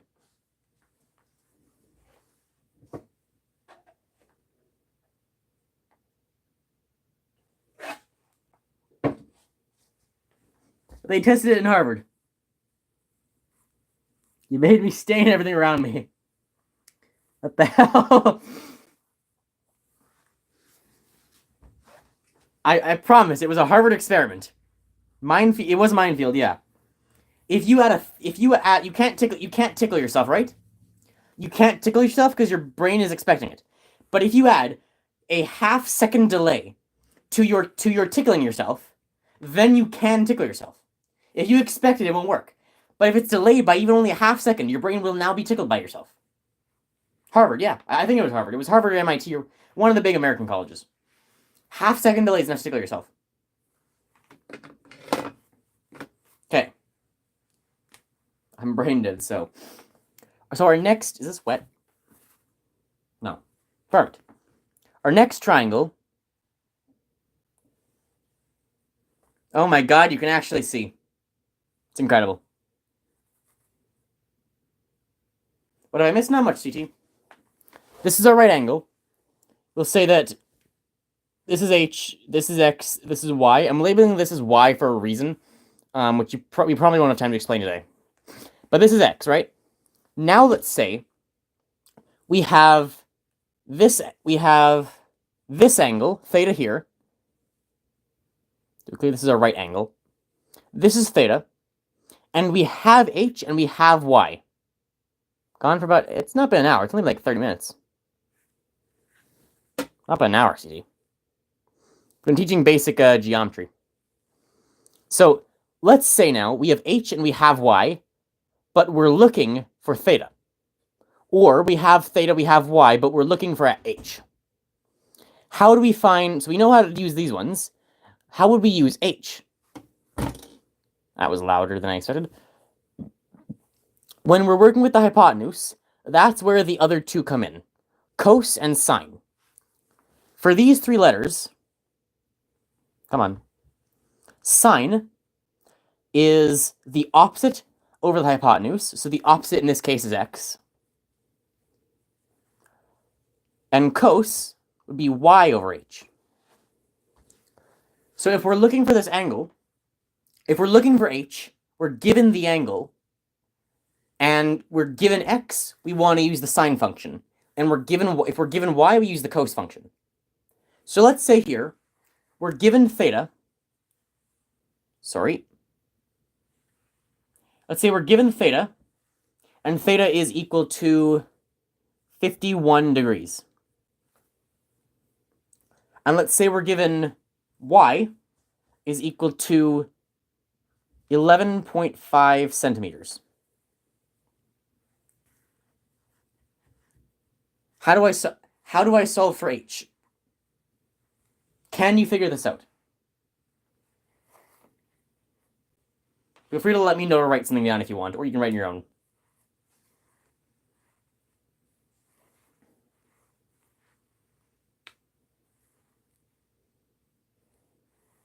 Have I explained enough for us to know how we would do this? Or do I need to explain further how this would work? I don't know how smart you are is the thing. Theta is not the right angle, correct. This angle here is 90 degrees. This one here is a 90-degree angle. That's just the right angle. One of the requirements to be able to use these in this way is that you are working with a right angled triangle. It needs to be a right triangle, otherwise it does not work. One angle has to be right, and across from that needs to be the hypotenuse, and then you also have a theta. Theta, the 51 degrees, is this one. It needs to be right angle, hypotenuse needs to be across from that right angle, and you also need to have two things.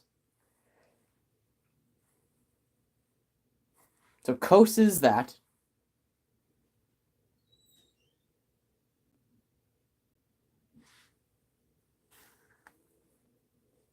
So cos equals 11.5.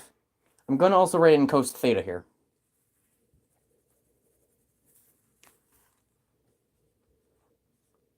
Cos theta is 11.5 divided by h.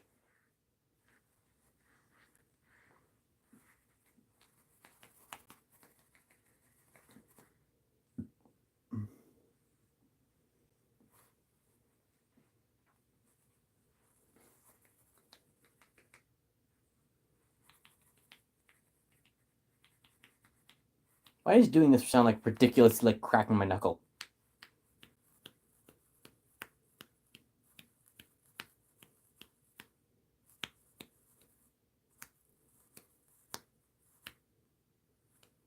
Yeah. So do you know what we would do from here, or do I need to go further?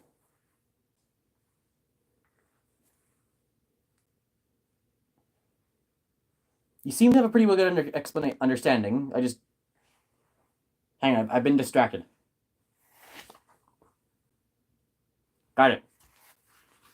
Undistracted now. My gloves on backwards. Multiply by h, right? Divide by cos and multiply by h, yeah.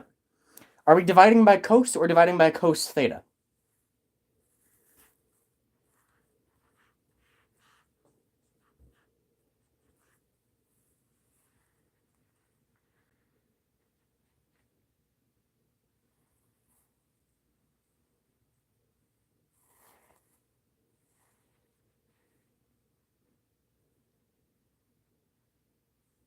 Just cos. We are dividing by cos theta. So what's something helpful is that almost always, unless we are specifically isolating for theta, cos and the function and theta are going to be together. We don't want to leave just cos alone. We want h alone as well. So a good way to think about it is isolate the h. Yeah, right. So cos and theta. So a good way to think about it is if we are looking for the angle, we are using the second function. We are using the function to the power of -1. And then that means we divided by that function and that function alone. Because otherwise that function would be alone on the bottom of the division. And so we have to use the power of -1. And that means our theta is left on the other side. If theta is alone, we're using the second function because we're looking for theta. Otherwise, if we're looking for a side and we have theta, we are using just cos, and theta is staying with its function. We don't want to separate theta from its function unless we're looking for theta. So from this point, we know what theta is. We don't have to write even cos 51. We can just calculate this. Let me get my calculator back out.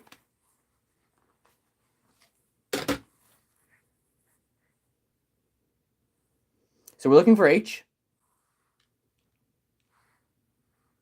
11.5 divided by, I would go first function of cos, because we are looking for a side and not an angle, and 51. And that would give us a hypotenuse of 18.27 centimeters. And we'll round it to 18.3. Whoops.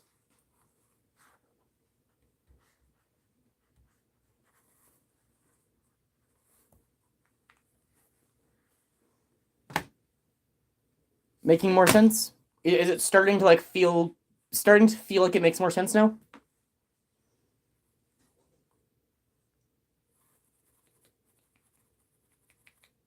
I have less than 50% battery.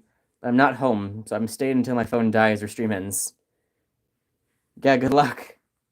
Turn down the brightness so you can last as long as possible. Yeah, good. Okay, let's do it again.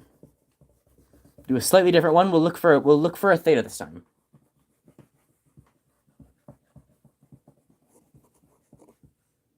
So I'll keep that. Stop shaking.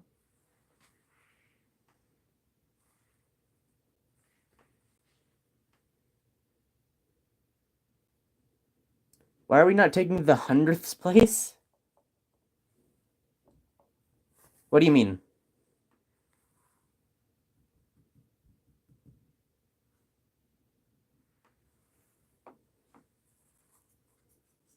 What do you mean the hundredths place?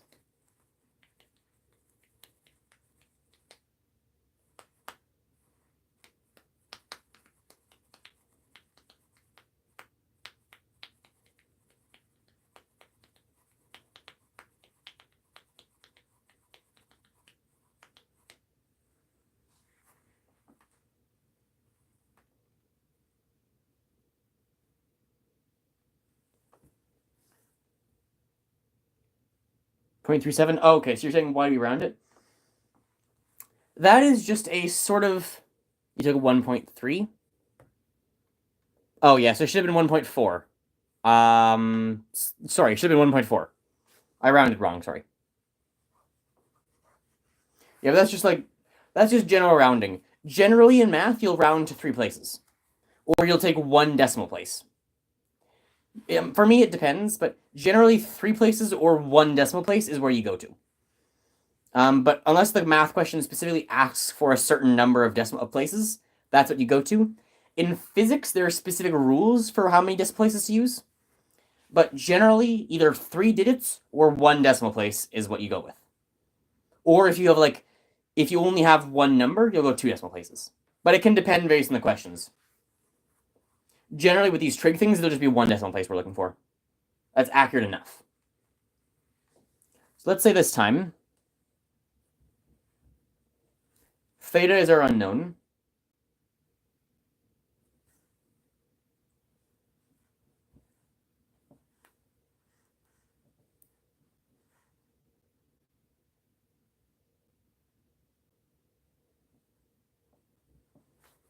Okay. Here's the next problem. Which equation do we use?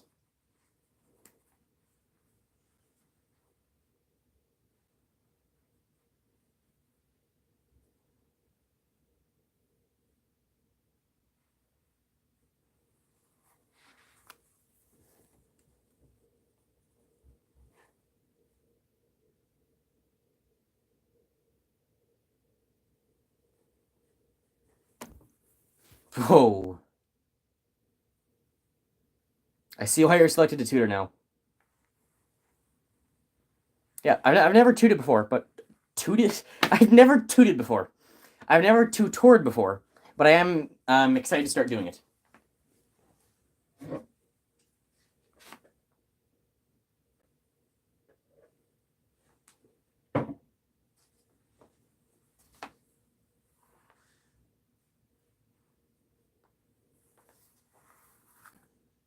You should get paid to do this. I will be. So in one of my tutoring things, it's not paid because it's just like an in-school thing. But in one of the other tutoring things, my information has been given to another school, and they are going to give my information to parents who can actually hire me as a professional tutor. is sin, correct. So what is the actual equation I would write to... What do I write to do this? Use, yeah. What am I writing in my equation?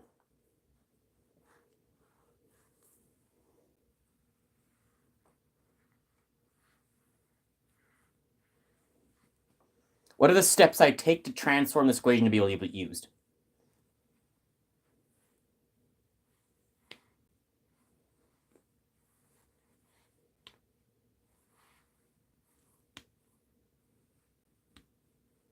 Sine equals 7 over 13.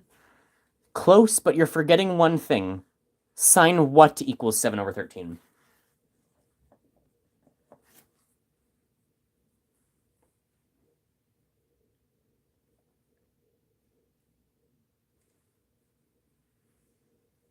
What do we keep with our sine?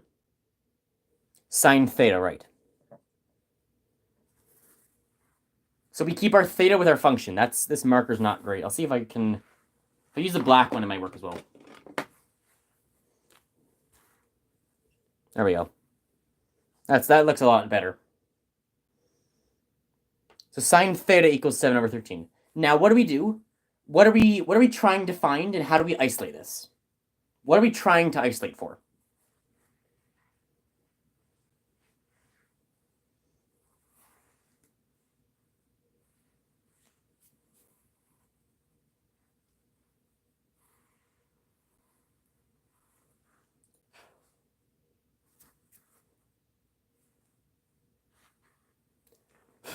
Again, you're welcome to answer the questions too. Gotta force you to learn some math, Ken. Theta, right. So how do we do that, though? So we know we're isolating for theta. Divide by sine, correct? And how do I write that? How do I write dividing by sine here?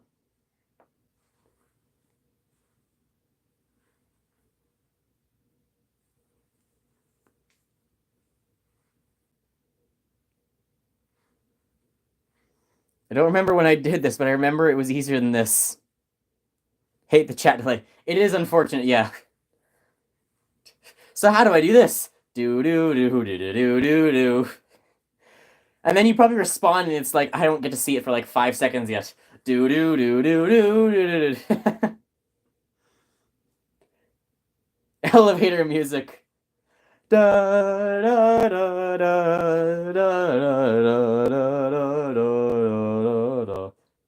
da. Wait, no. Sorry, what am I singing? Da da da da da da da da da da da da. I think it's Kevin MacLeod music, but I'm not sure. Kind of elevator are you in?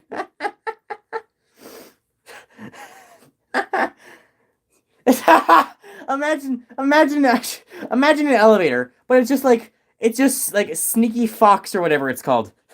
You get in the elevator, you start moving up, and just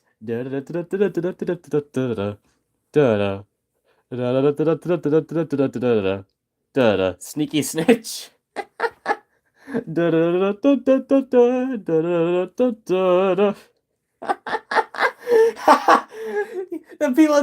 The people would be YouTube horrified.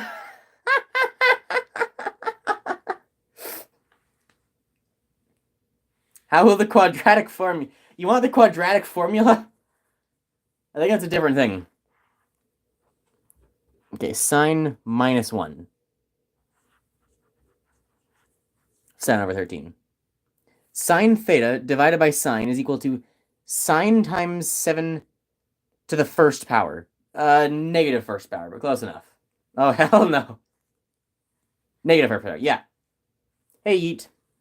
And then this, we can now plug into our equation. 7 over 13 is actually a common thing you'll find as well. So, shift sine gives us sine to the second power of second function of sine. 7 divided by, that's 11. 13. Gotta account for chat delay, true. 7 is haunting. And that gives us 32 point, what we can round to, no, we'll keep it at 5/8 this time.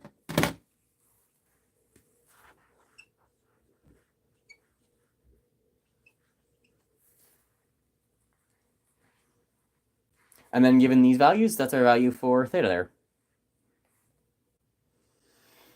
Yeah, so when we're looking for a theta, we use our sine to the -1. 7, 8, 9. Nice. We use our second function of sine, and we will put it inside of whatever our division is. If we're looking for one thing in the division, we just end up swapping.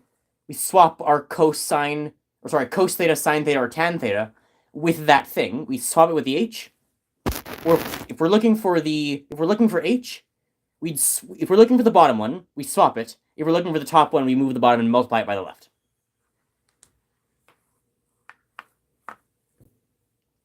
Okay, now I got a challenge for you.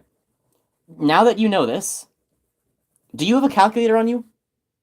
Sine and cos for the hypotenuse? Yep. And tan is for when you don't have the hypotenuse. Do you have a calculator on hand?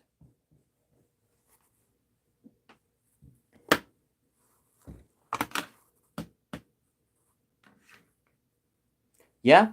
Okay. I'm going to give you a problem. I'm also going to erase these. Do you remember how to find these? Here, I'll give you this. Whoop.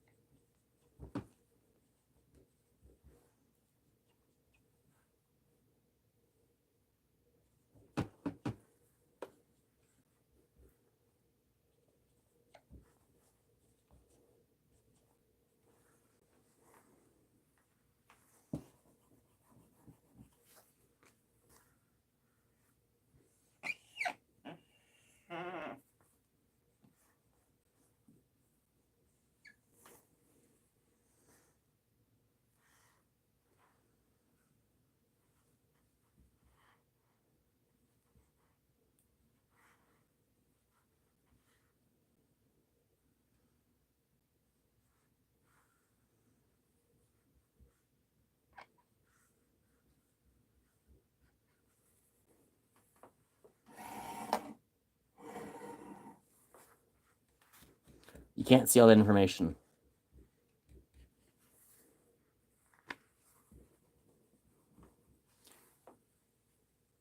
I took notes, Grass. Can you solve for x and y here? I'll solve for them as well, so I can see if we get the right... Can I write on the bottom of the...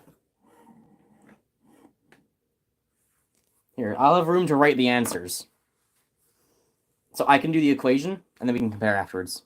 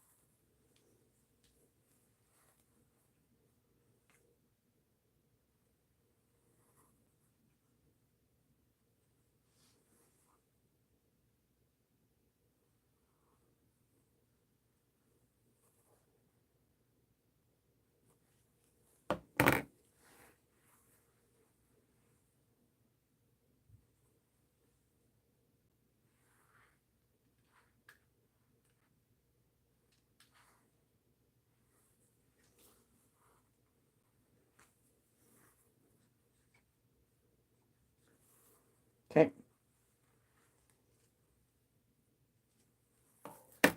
Let me know what you guys get. I'm going to get some water because I ran out of Sprite. Let me know what you guys get. Ah.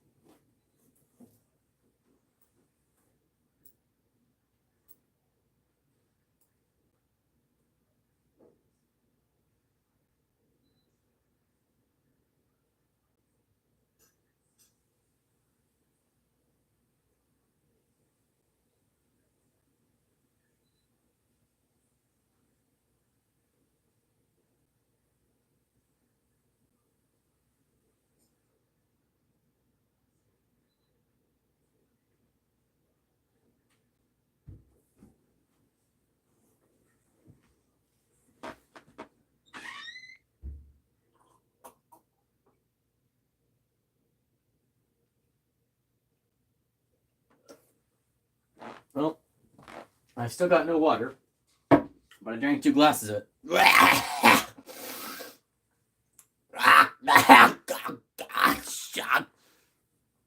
Handwriting is 10 times better than my handwriting. This is pretty shitty handwriting, I gotta be honest. This is pretty YouTube handwriting, I gotta be honest. My handwriting is really YouTube. It's incredible.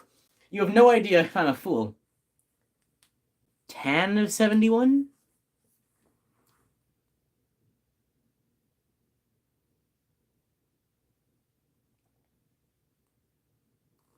Can you use tan here? So so if you were using tan, what would your opposite and adjacent be?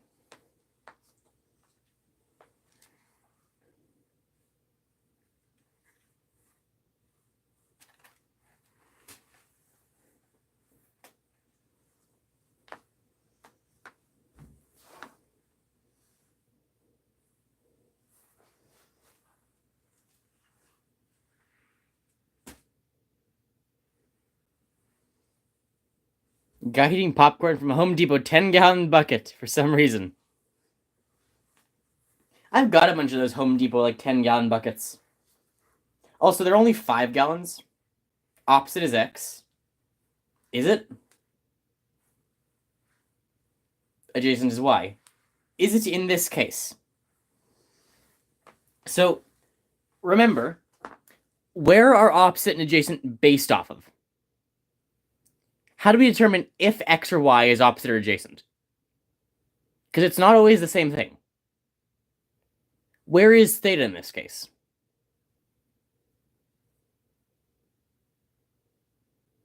I don't know what the hell that is. Theta is 71 degrees, yeah. But where is it on our triangle? Like, if I didn't have this, I'll tell you, it's not possible to solve for X and Y for sure without this.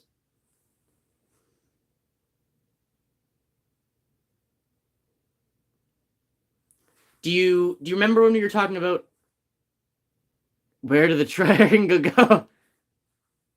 It's not possible without seeing the visual triangle. Or knowing if X or Y is what. 9%. Geez, CT, you're dropping fast. It's the angle above the right angle. No. So, you see where I drew theta here? So, remember, theta is not the angle above the right angle. I could have, for example, drawn... What if I drew my triangle like this? Now what's theta? How is it not? So, I guess I should have specified. Theta is this. Theta is this. Theta is just a variable for an angle. So, that's a box. If I draw like this, you can almost barely not see that. I could say that this angle is theta. It's theta 1. And I could say this angle is theta 2.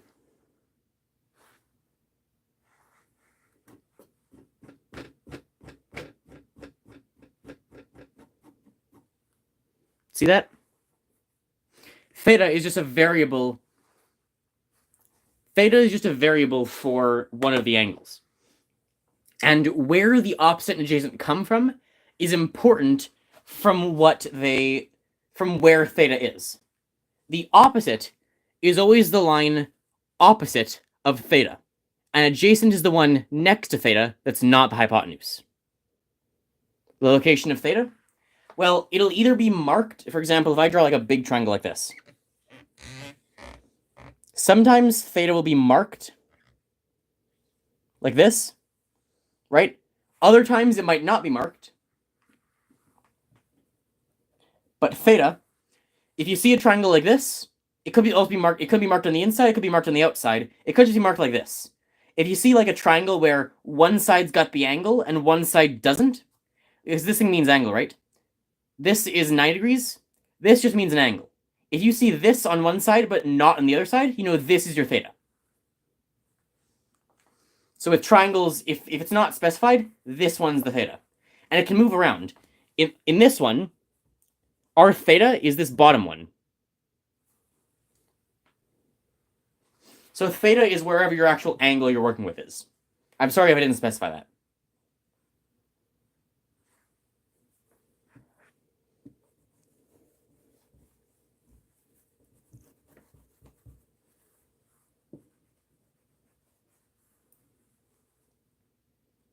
To mark the triangle you were saying. Yeah, I guess technically. Okay, there's theta.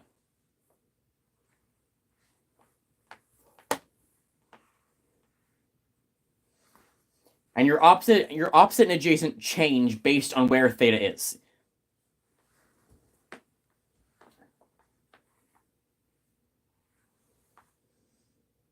It's 8 now?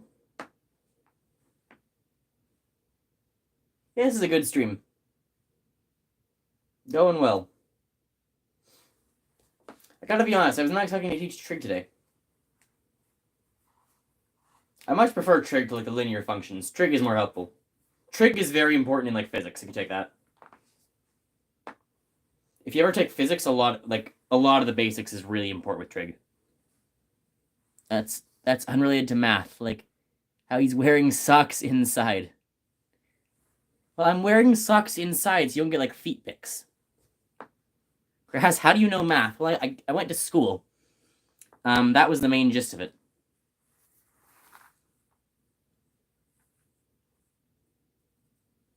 Oh, how did you know I'm at 8%? Oh, sorry.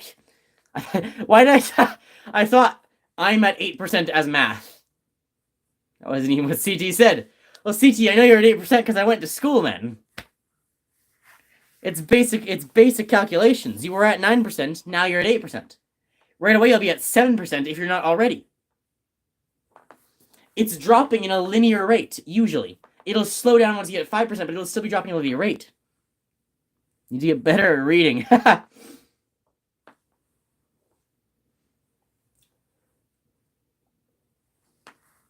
Adjacent equals opposite divided by 2.9?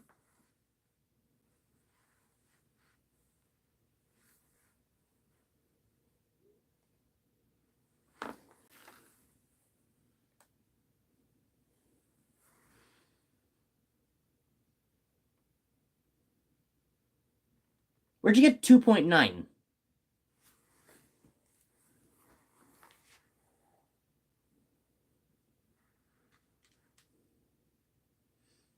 You went 1071. Okay.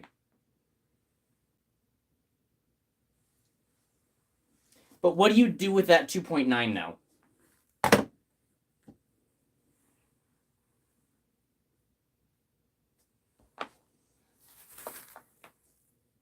Theta 71, yeah. So you're using tan, right? Tan 71. So if you're using tan, you're trying to find the opposite of the adjacent, right? But we don't know what x or y are, right? If this is theta, this is the opposite, this is the adjacent. How could we find either one if we're missing two pieces of information, right? If we're missing both x and y, we can't find either one using both x and y. So we know tan theta equals opposite over adjacent. We know 2.9 is equal to opposite over adjacent, but that's just the ratio. We don't actually know what either of them are. What do we know instead? We know what the hypotenuse is. We know what h is. So we should instead use sine and cosine to be able to find x and y. Does that make sense?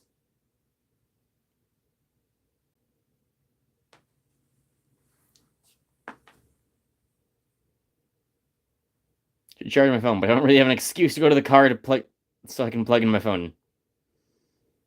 You need to stop using at. Well, preferably you use mathematical functions, but yes, stop using tan. So tan is when you're working with these two, right? But we don't have those two. Remember, for any of these functions, we need three pieces of information. We would need an angle for sine, cos, or tan, and either the opposite or adjacent, opposite or hypotenuse, or adjacent and hypotenuse. And we use whatever function based on what we have and what we're looking for. So we don't have x or y, so we don't want to use tan because we can't solve for that one.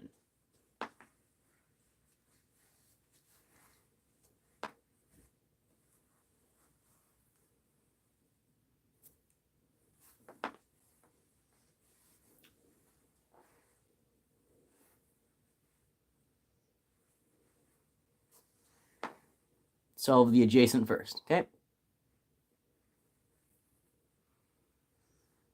CT say you need to go to the bathroom. Eh. God in my head. You know, if the phone fell out of its holder and shown up at my face right now, you'd be able to see me. I've taken off my mask, undone my headpiece. Need to like readjust my hair. Sometimes I wonder if just language is my first language. I'm terrible at French. I don't seem to be able to speak English half the time either.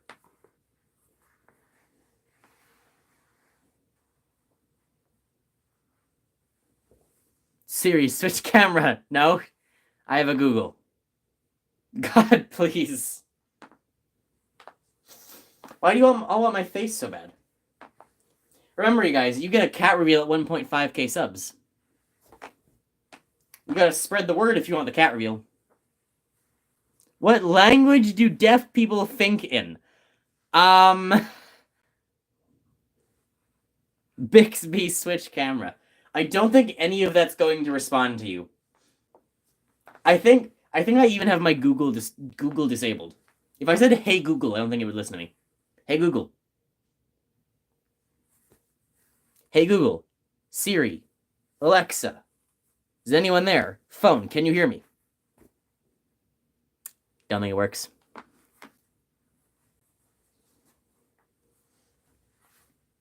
They're always listening. I have questioned that before. There have been weird times when I start playing certain games, right? When I started playing Hollow Knight, both when I started playing Hollow Knight and when I started playing Deep Rock Galactic, mysteriously, without me searching anything, somehow Google seemed to know I had those games because it started showing me started showing me videos of those games. I hadn't looked anything up. It knew. A little scary, but I mean, of course, Google and PlayStation work together. Of course, why wouldn't they? A little scary, but livable and helpful even, because I enjoy the content I watch in those games.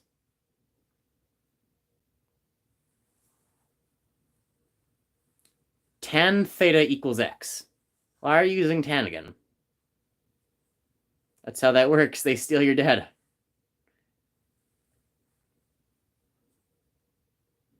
So 6% baby, yeah. Do you want me to go through it with you? Cos. Okay. So then I mean cos. Okay. So then do you have for x or y? If you're using cos, you should have the adjacent, right? So what do you think the length of the adjacent will be?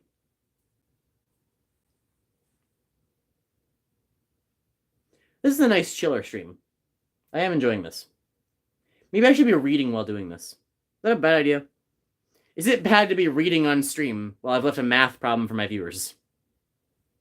I've got about 100 pages to read for Monday.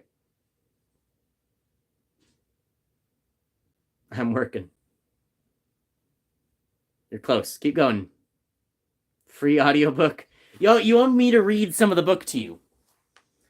I gotta be honest, this might not be a YouTube-friendly book. Read math. This might not exactly be a YouTube-friendly book. I don't know. Let me see.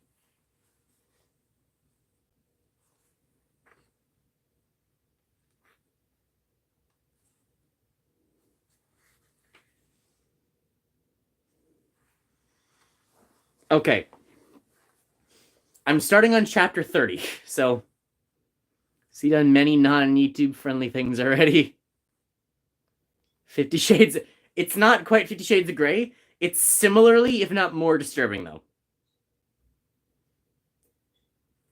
Night falls, or has fallen.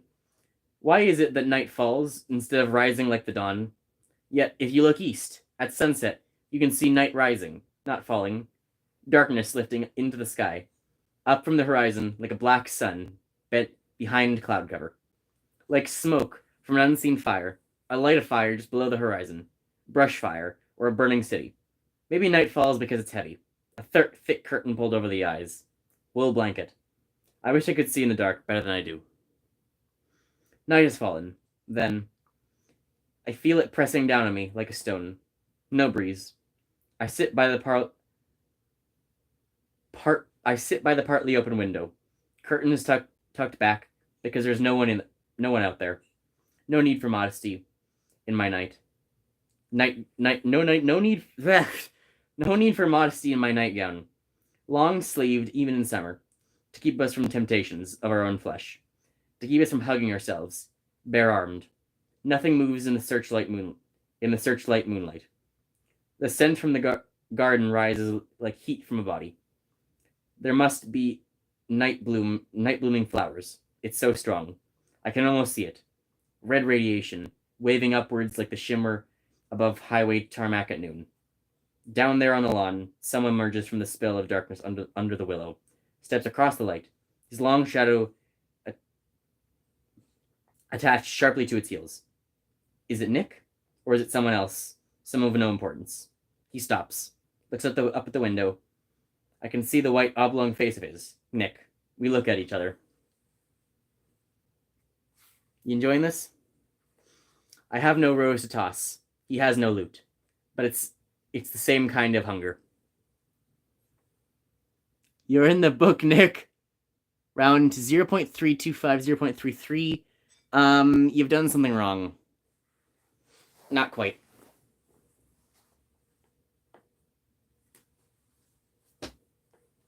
Okay. It shouldn't be... So your x is actually about equal to... Okay, so let's do this then. How? Let's see.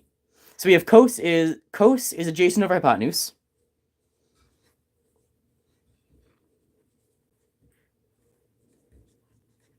You can see that? So we need to isolate for, we're looking for x, right? So we're isolating for the adjacent. It's not my solution.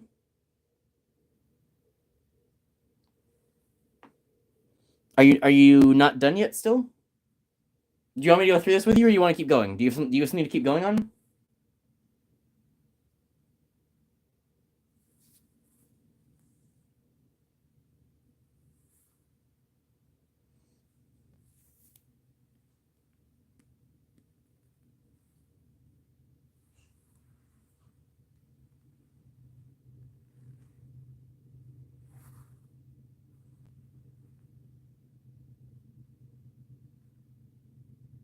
Okay, what you got for cos theta? Okay.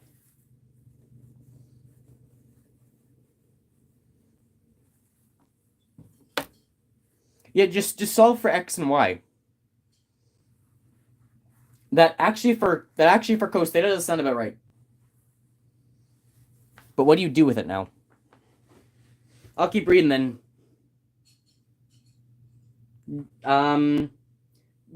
So what I would generally recommend for the functions is try to put it all in the calculator at once, right? If you can, try to put it in so that you get like cos theta times whatever, and then have your calculator do that all at once and then round only once. If you do it in multiple steps, keep like 4 or 5 or 6 even. Keep like you had a 0.3, right? I'd say keep 4 digits after the decimal place, if not 5.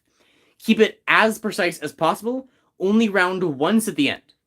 Keep things as precise as you can until the end, and only round the end number. Keep lots of information until then. Only round is your last step. You shouldn't round in between, or you'll get something that's too far different. But even better, the calculator will automatically just hold on to everything. So if you can put it all in one step, your calculator will just hold on to as much information as possible. But yeah, don't round halfway through. Telling the truth is a good thing. I charge my phone and they just let me go, so now I'm charging. So that. Yeah, sure.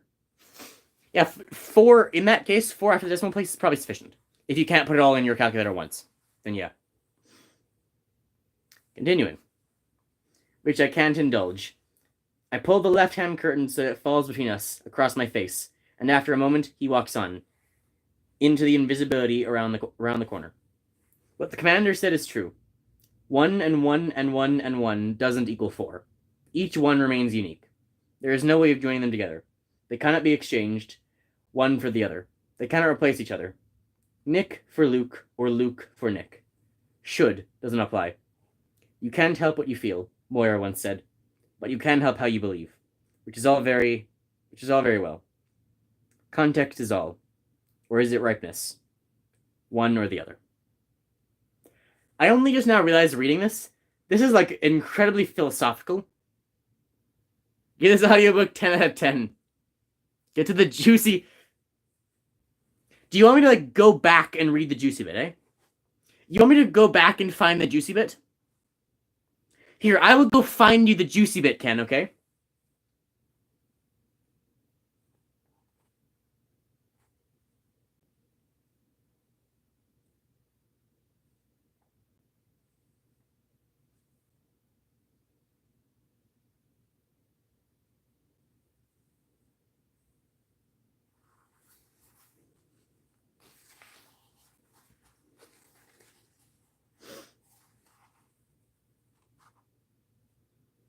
Let me find here for you, Ken.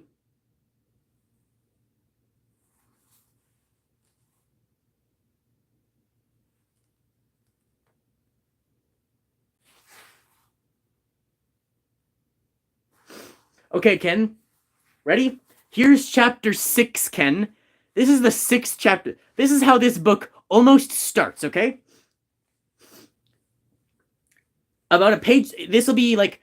Reading this will be about 2 minutes of boring, and then it's going to get really heavy really fast, okay? This is chapter 6. It's about a page and a half, then it gets real. A block past Allflesh. Off Glen pauses, as if hesitant about which way to go. We have a choice. We could go straight back, or we could walk the long way around. We already know which way we will take, because we always take it. I'd like to pass by the church, says Ofkin, as if piously.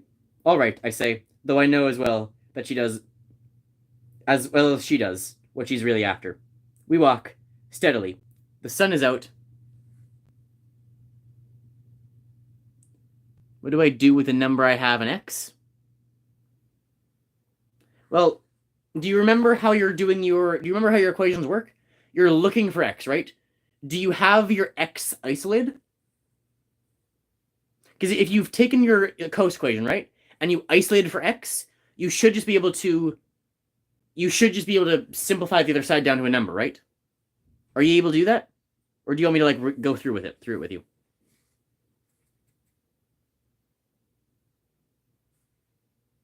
Oh, I assume you got it then?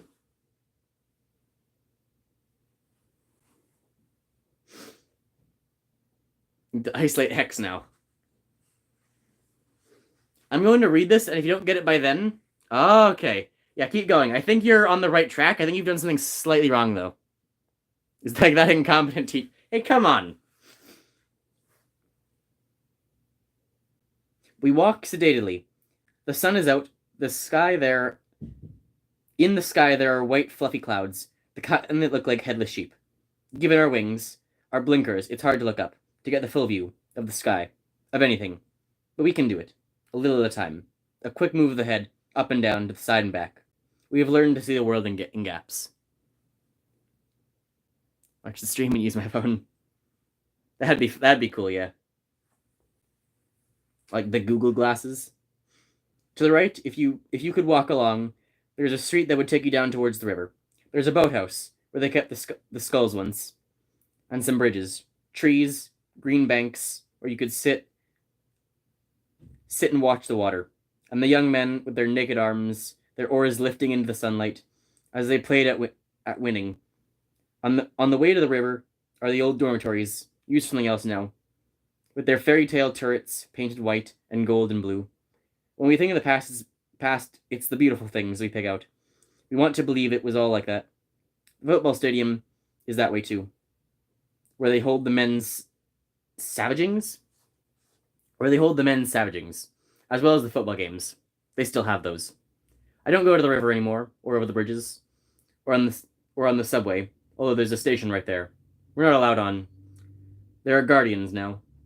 There's no official reason for us to go down those steps, ride on the trains under the river into the main city. Why we want to go from here to there. We would be up to no good, and they would know it. The church is a small one of the first erected here, hundreds of years ago. It isn't used anymore except as a museum. Inside it, you can see paintings of women in long, somber dresses, their hair covered by white caps, and of upright men, darkly clothed and unsmiling. Our ancestors. Admission is free. Well,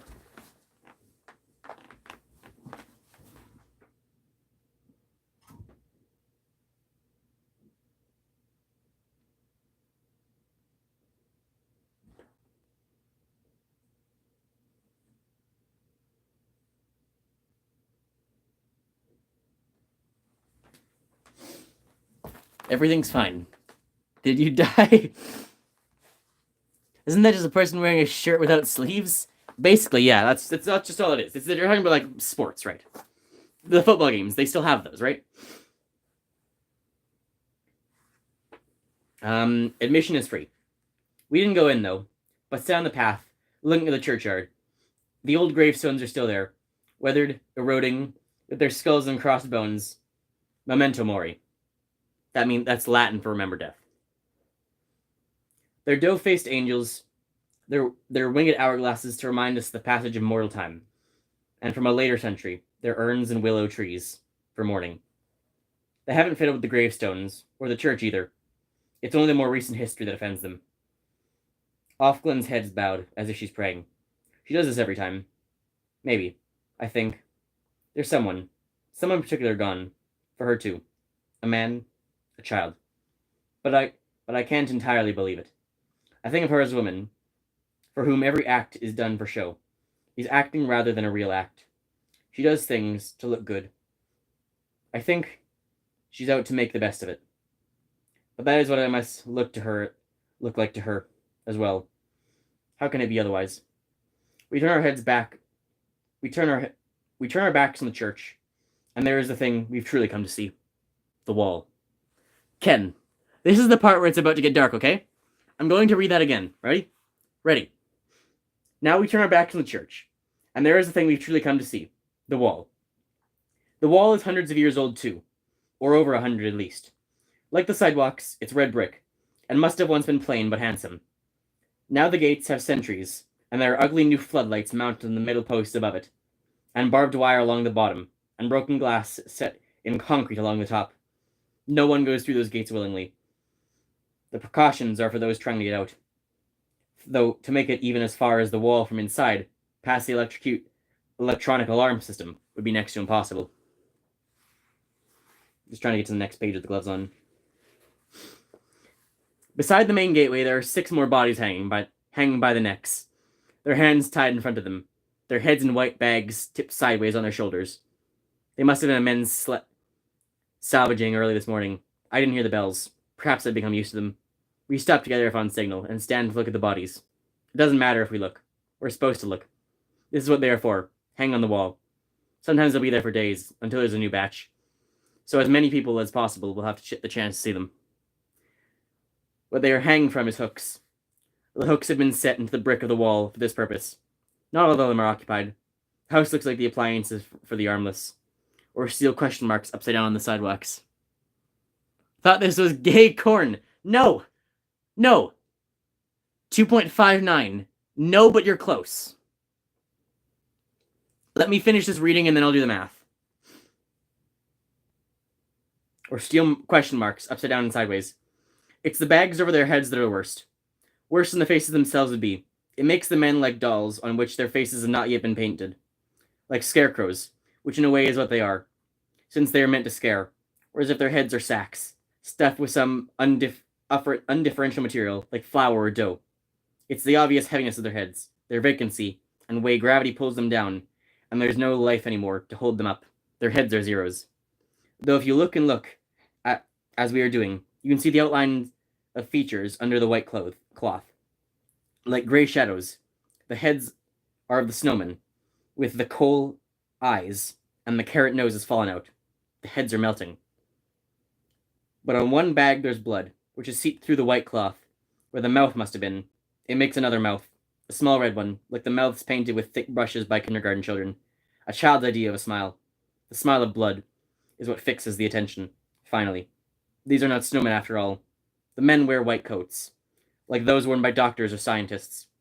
Doctors and scientists aren't the only ones. There are others, but they must have had a run on them this morning. Each has a placard hung around their neck to show who's been executed. A drawing of a human fetus. They were doctors, then, in this time before, when such things were legal. Angel makers, they used to call them, or was it something else?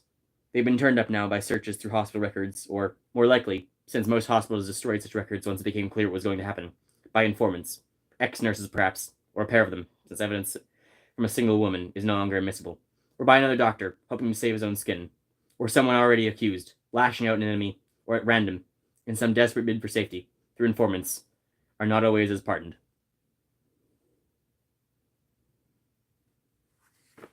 That was chapter 6. Did you catch that? Fun. Let's do math now.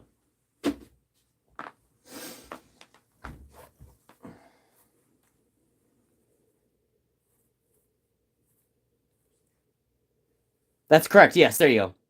That wasn't sexy at all. That's correct. That's correct, Nickel.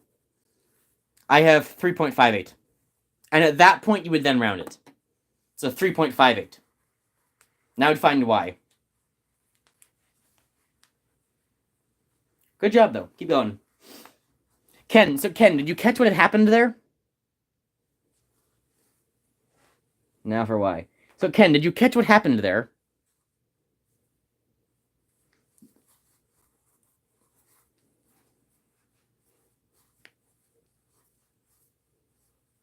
Body bags? Close.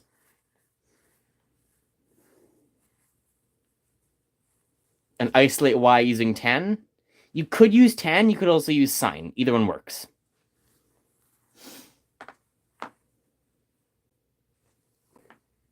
My imagination takes things literally. So it was literal, Ken. To be clear, what was being described is a wall opposite a church. A tall wall made of brick where there were bodies being hung. Bodies of doctors. The head was a 0. Bodies of doctors who had, in a time before, done abortions. There was a card of a fetus hanging around its neck, which means they were abortion doctors, and they had now been hung. The book is about a religious dystopia in which America has gone to YouTube. It's very intriguing. Hangers. What? Oh, yeah, that's where we hang our coats. It's a religious dystopia where America has lost their minds. Those doctors were emo. Hangers got... Did you guys listen to what was just said? I feel like you missed the important part. Did I read it wrong?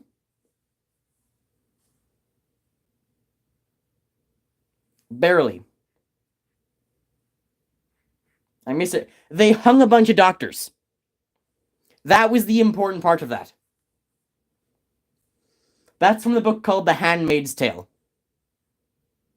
I've seen worse, Mr. Grass.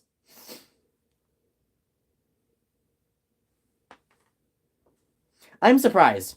Like, I am a guy who is very much pro-death. That's a weird thing to say.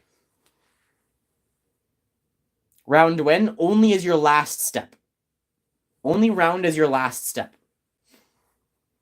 But, like, this is still, like, horrifying. This book describes some really, like, YouTube-upped shit. I'm a noob death.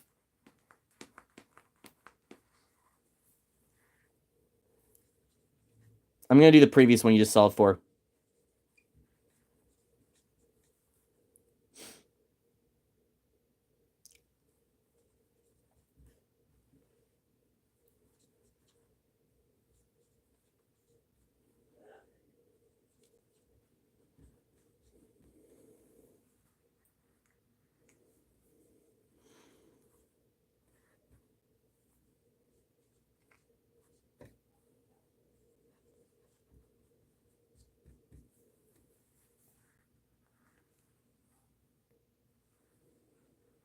Six and above is round up, right?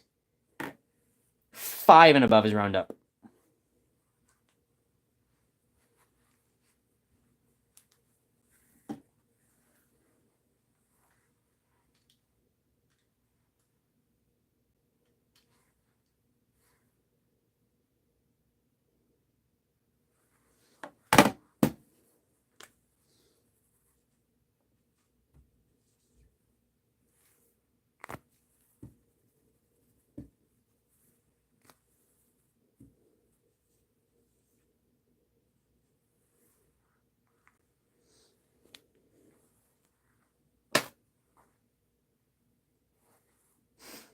Grass, what are you afraid of? I'm not really afraid of anything.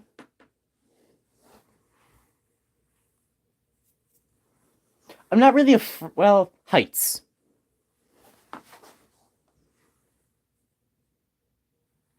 Yeah.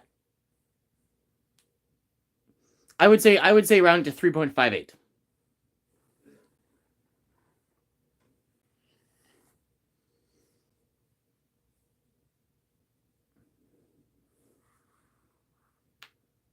Use battery as fast as I can.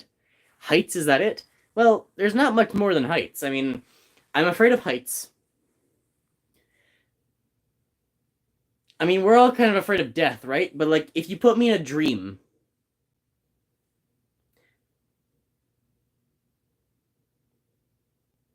Death is a weird one. I don't want to die. I wouldn't be scared of it, though. I would do all I could... It's like an enemy, right? I would do all I can to fight it. But if it came for me and I couldn't do anything, I would accept it. So I would accept it as an honorable death. Falling. It is more falling than heights, yeah. If I knew I could catch myself, it probably wouldn't be a problem. Like, well, no, maybe it is even heights. Maybe it's not even falling.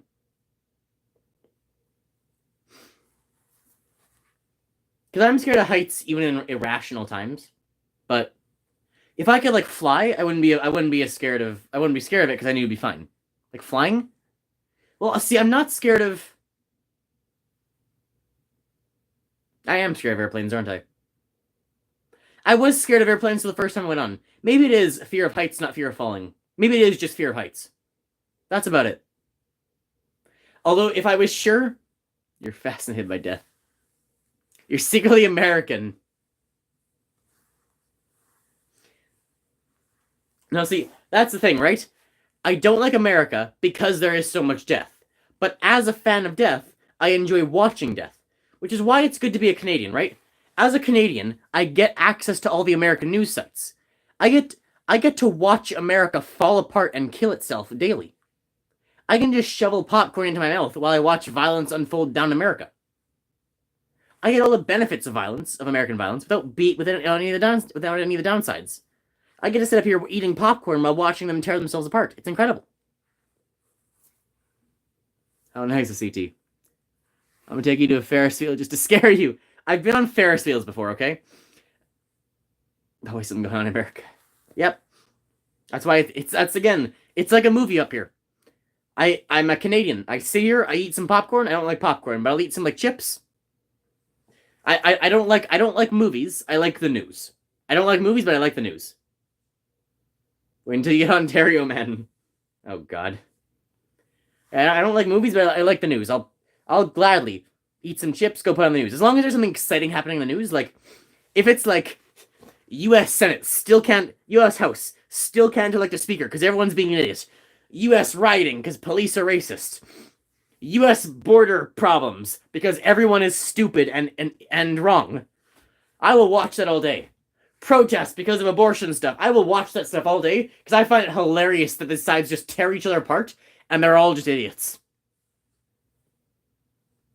Tornado destroys everything. Yeah, and that's just God. That's just like God saying, F you, America, figure out your YouTube. And I'm like, look, you guys deserve it. You can't figure your stuff out. This is what you get. They're such a God-fearing country, but they can't just work together. They can't work together to stop the wrath of the God. Come on, America. I expect better out of you. It's very fun to watch them tear themselves apart. I thoroughly enjoy it. Are just humans on the inside.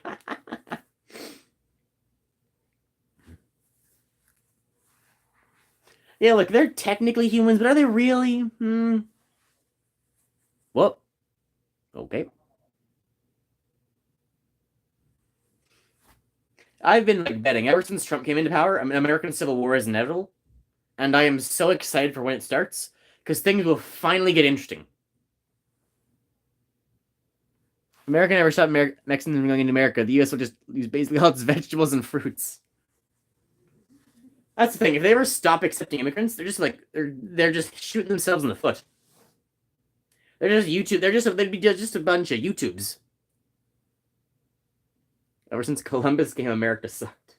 Yeah, basically. They never really had good times, did they? It was slavery, then racism and sexism, then racism, and now still racism. They never really stopped being racist. That was the problem. They just never finished the racism arc. It's like an anime that's just like, you did the final battle, but now the bad guy is just still kind of hanging around. So yeah, it's true, that too.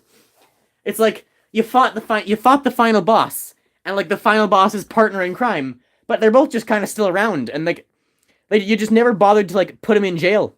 You defeated them, and they're like almost powerless, but they're still just going around robbing. They're still just going around robbing old ladies, and no one's actually bothered to put them in jail.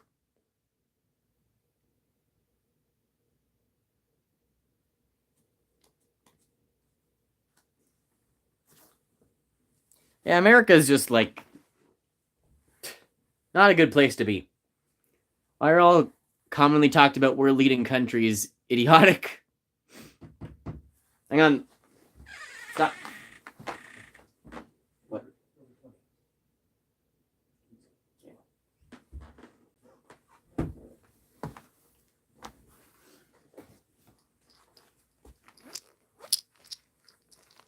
Where did the stream reset there? The live is back to 45 minutes. He was the protagonist. Your bad came in.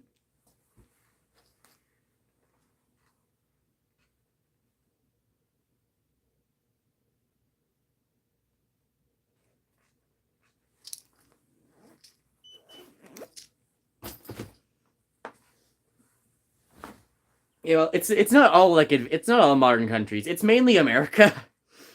It's mainly America's the problem. Happy early birthday, Grass. Close enough. Did he give you something? He gave me knowledge. Valuable information.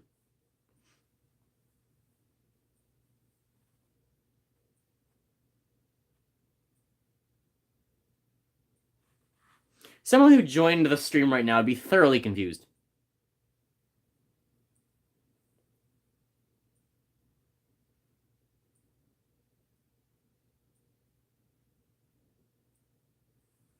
Did he ask about the... No, he didn't. To be fair, I stopped him at the door and only really stuck my head out.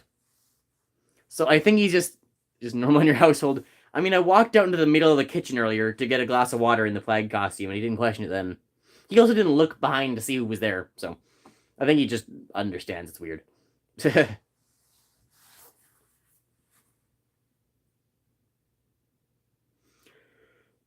this is fun. It's really only America's the problem. Most other countries are fine. There's small problems in Europe. Canada's doing pretty good. I'd say our biggest problem is just like, I mean, our governments are kind of stupid, but they're not like bad. Like Trudeau's being a bit of an idiot. Apparently, America isn't what social media says. I'm not gonna lie, sketch. Yeah, well, like, I mean, I don't know what social media says about America, but America's not a good place to live, right? Like, pretty much everyone is like racist, sexist, or stupid. That is not correct for why, no. Blame humans? I mean, it is Americans, though, right? Like, compare the average American to the average Canadian. A lot of it's like their education as well is really bad in America. Like, they've got a horrible education system, one of the worst in the world. One of the worst in the modern world. They fail in pretty much everything in the modern world, eh? Education, human rights, and lead poisoning, true. That is a large part of it. Intelligence, education, human rights, healthcare. They're pretty much like last in the world in all of it. Okay, let me help you with why. So for why, morality, yeah. For why, we want to use y and h. We want to use the opposite and hypotenuse. So we're using sine. That's the one thing they're leading in, yeah.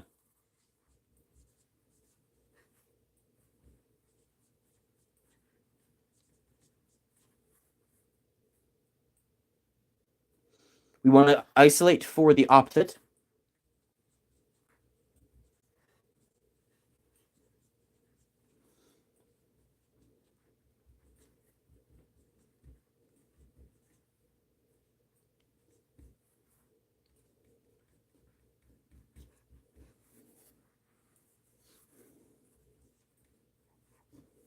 Okay, so where along this did you get stuck?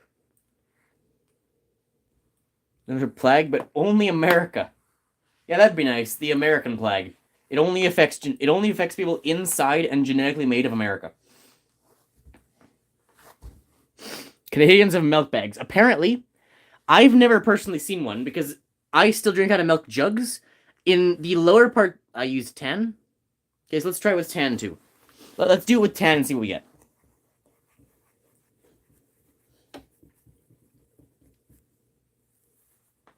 I still drink out of jugs, but apparently it's in the north. In the far, far north, where it gets really cold, they'll use bags, so when it expands, it doesn't destroy the jug. As far as I know. But yes, in the far north, that's actually true. Not in the normal places. In most of the southern cities, the capitals of the provinces, it's still jugs. In the far north, yeah. So tan theta is op over adjacent. We're trying to isolate for the opposite. So op equals y equals adjacent times tan theta.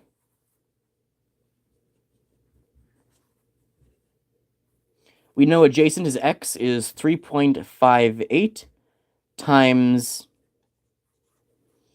tan 71.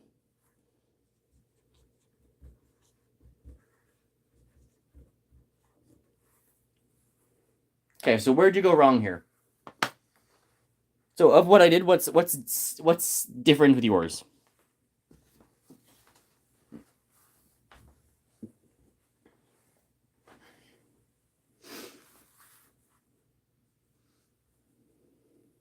This has been a nice stream.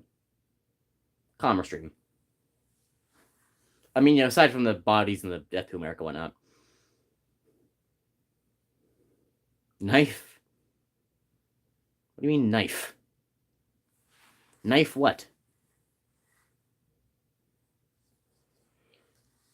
Ugh. This is the most sane stream. We are literally working within the bounds of math. It's kind of gotta be sane.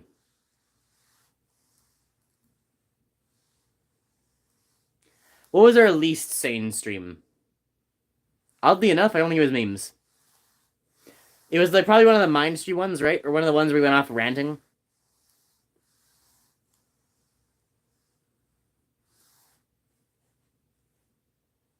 How'd you get 10.4? I multiplied tan 71 by 3.58.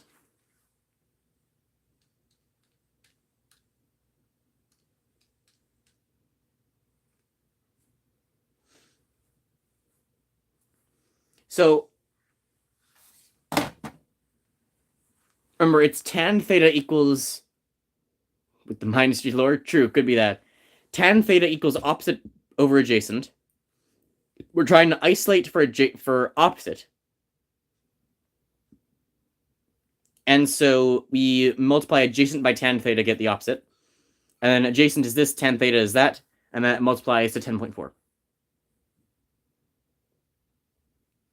First end of minus 3, so round 2.9. Round what 2.9? What are you thinking of rounding?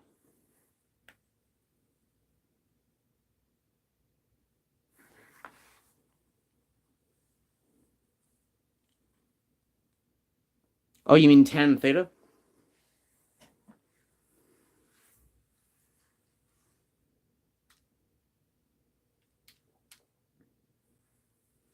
Yeah, so what I would recommend, Nickel, is when you put it in your calculator, put in 3.58 times tan 71. And then I hit equals, and that's my answer. I didn't round tan. I just put in 3.58 times tan 71. I put in the whole thing to get my whole answer out. Otherwise, if I were to put in tan 71 first, I'll enter tan 71. I would leave it like this and then go multiply. It'll automatically go answer multiply by 3.58. And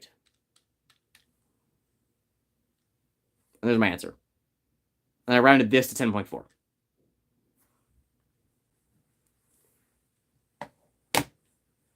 But put as much in as you can and then only round at the end. If you can do everything in one big... There you go. Yeah. Yeah, if you can do everything in one big calculation and then get your answer, do that. Yeah, there you go.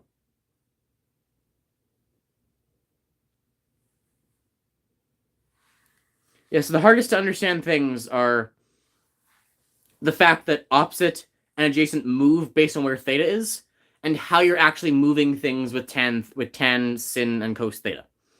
Because the way you actually move it and how you have to treat the second function is weird.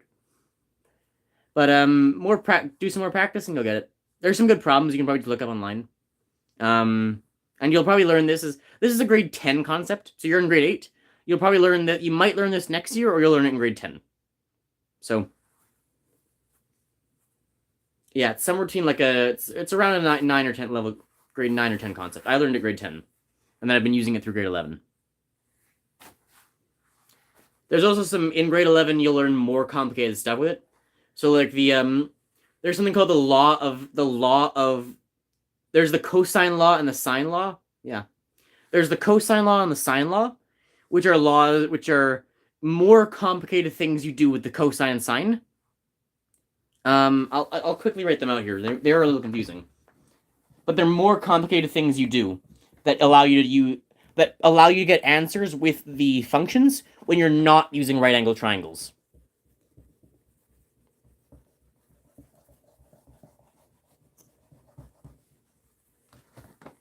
The sine law. Whoops. Sorry.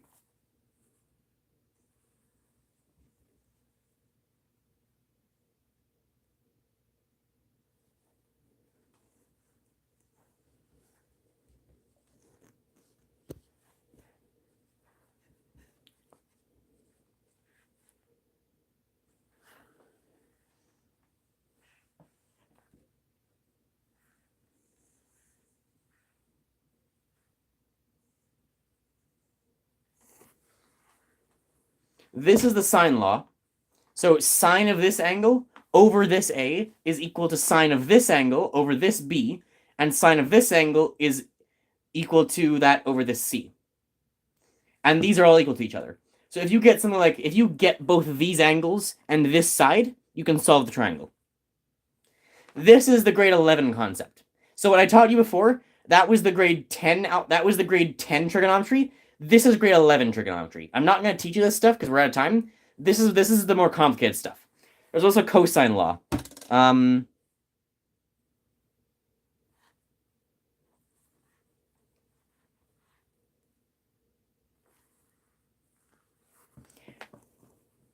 Let me pull this up real quick.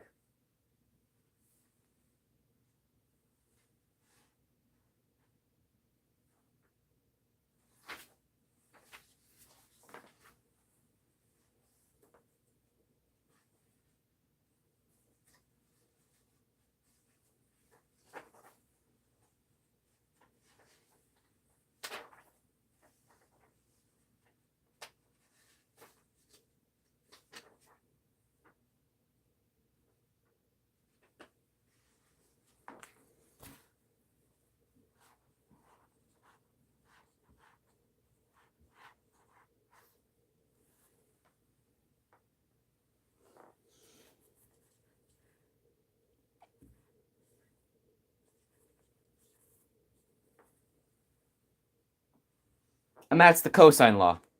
So this, you'll actually notice, is very similar to the Pythagoras theorem, except for this part. Interestingly enough, when A is 90 degrees, this falls to 0, and this part all eliminates, which is why Pythagoras works. When this is 90 degrees, this part falls, this is a 0, and this multiplied by 0 will also be 0, and you end up with Pythagoras theorem, which is why for a 90-degree angle, Pythagoras theorem works. And you'll get a squared plus b squared equals c squared. But the extended version, when this is not 90 degrees, you check on this bit, and now you get your full cosine law. What? So these are honestly more almost simpler even, kind of. But for more complicated non-right angle triangles, if you have a triangle that's not a right angle, you can use these equations, and where your lowercase is opposite to the uppercase angle, so it's the lowercase side is opposite the uppercase angle, and then these laws will hold true for your triangles. And you can use these for really complicated triangles. But that's a grade 11 concept. So like this is what I did in trig this year. So what I just taught you is my trigonometry last year. This was my trigonometry this year. This was the more complicated stuff. Yesterday's stream was demonetized already. It got a copyright, not demonetized, it got a copyright claim. Apparently, something in there was not allowed to be used, which makes sense among how many memes there were. Oh well. Means less people see the cluster disaster that stream was. I mean, it made sense. But yeah, this is the more complicated concept. This is next level. This is the next level trigonometry. Sorry.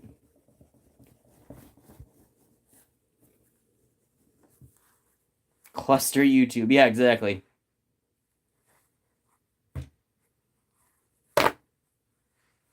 Yeah, so I hope you guys enjoyed. That's where we'll end it. We should do this again. This math is fun. I can teach you guys rational equations next time. The board worked a lot better than paper. We'll use the board in the future. Board was much better than paper. Yeah, we can do rational equations next time. Won't that be fun, Ken? Don't you love rational equations, Ken? If there's another math stream, I learned a whole week of math in 3 hours. Basically, yeah. Got about an hour of the stream. Keep practicing, and yeah, basically. But yeah, that's... That entire thing was basically like all of grade 10. That was basically all of grade 10 trig. Just learning those things we did before. And then grade 11 trig is those things plus the unit circle and a few other things. Grade 11 trig is actually a lot longer. It's not only got that, but it's got like unit circle and more stuff as well.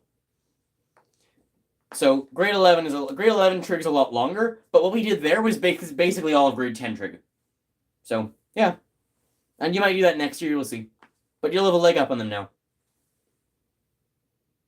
Grass pop quizzes us on a stream.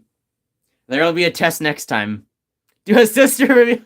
No, dear God, no, Kenton. Who's gonna remember? It'll just be like at like the end of some Terraria stream. Okay, so before we fight the wall of flesh, guys, just one question. If theta equals 71 degrees, and the hypotenuse is 16 centimeters long, then how long is my x side in this triangle? We're not gonna fight the wall of flesh until someone solves... Actually, no. I'll spawn the wall of flesh.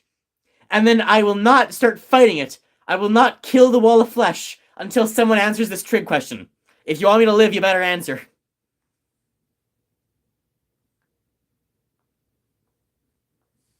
Your X side is 4 inches. Pulls out notes. Quick, get the marks. Don't let him die. Okay, guys, wall of flesh is coming. But if you don't know your trig functions, I'm gonna die. You don't want to let your grass man do that, do you? Get the notes. Panic. Who remembers trig? 4 inches is huge. YouTube A. Okay, hope you guys enjoyed. Yeah, this was fun. I never remember anything. You better review the stream then. Panic all the way. Dashing through the snow. Running from the wall of flesh. Someone get the notes. We are gonna die. Warning sirens blare. Everyone panic. What hell it is to learn math with grass. La, la, la, la, la, la. Oh, Jesus Christ, where did that come from? I have a problem for you. Go. Let me solve the problem before the end of the stream.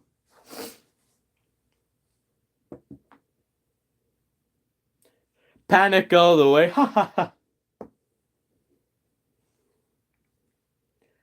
What is the coast of CT while Ken has a diameter? While Ken has dynamite strapped to my car. Okay, so we got coasts of CT.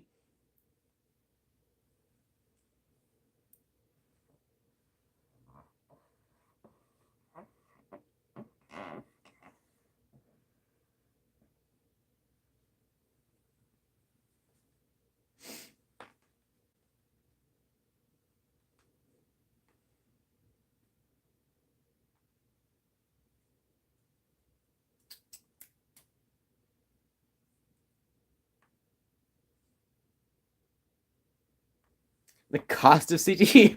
What the hell is that car?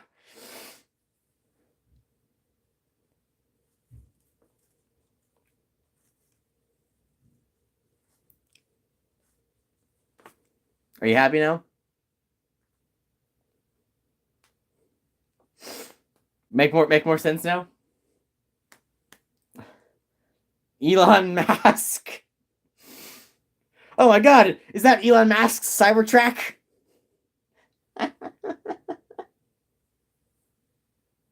Yes.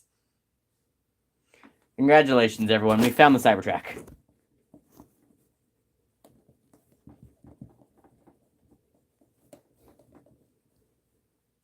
Where's the... He was on top there.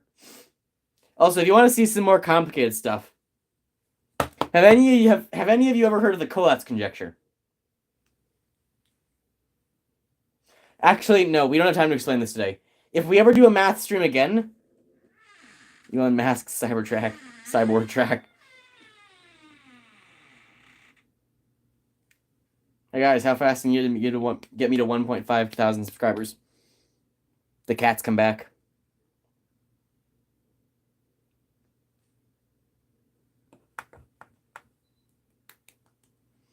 I don't know, guys. We don't have enough subscribers yet.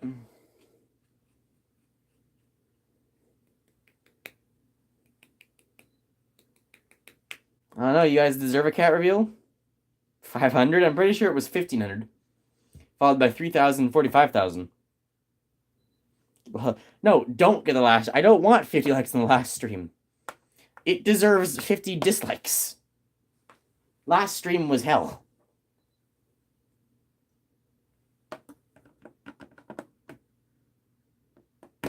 Like and subscribe or your car will explode.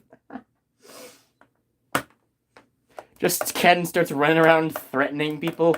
I'll strap dynamite to your car unless you find the Coast of CT and subscribe to Grassman. Dear God, Ken. Let's never get the last stream to 50 likes. Never.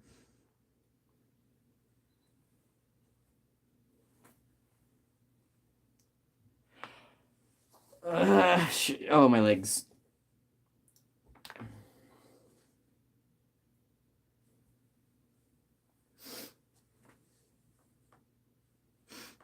Oh, brother, bang until the subscribe to Grassman or the money gets it.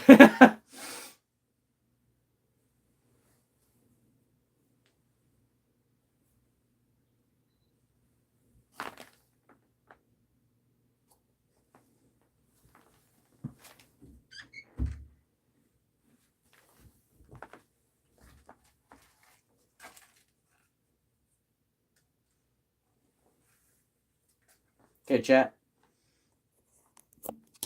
Christmas has come early. Your Christmas has come early, chat. But you have to do a thing, okay? You gotta get me to 50 subscribers. Or, sorry, 1,500 subscribers. We're already at 50. My phone is blue. Fade to black.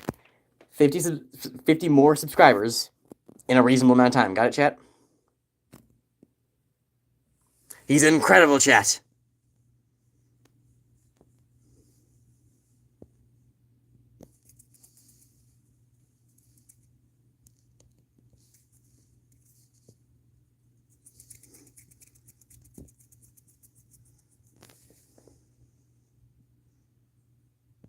Incredible.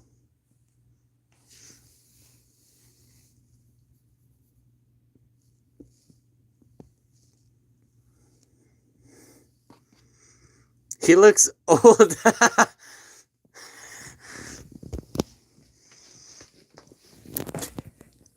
He's like 5. He's like 5 or 6, guys. He's not even that old. Maybe 7. Maybe 7 or 8 at most. I'm not quite sure how old he is, actually. Still quite young. Our other cats lived to like 20. 2 screenshots of it. 7? I mean, I would have been...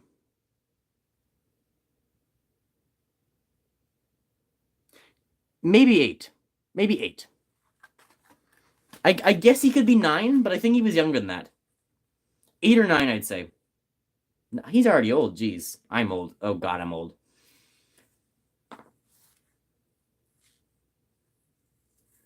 A kid life crisis. Yeah, maybe he's 8 or 9. Now that I think about it, but that's the most. Somewhere between 7 and 9. 9 is ancient.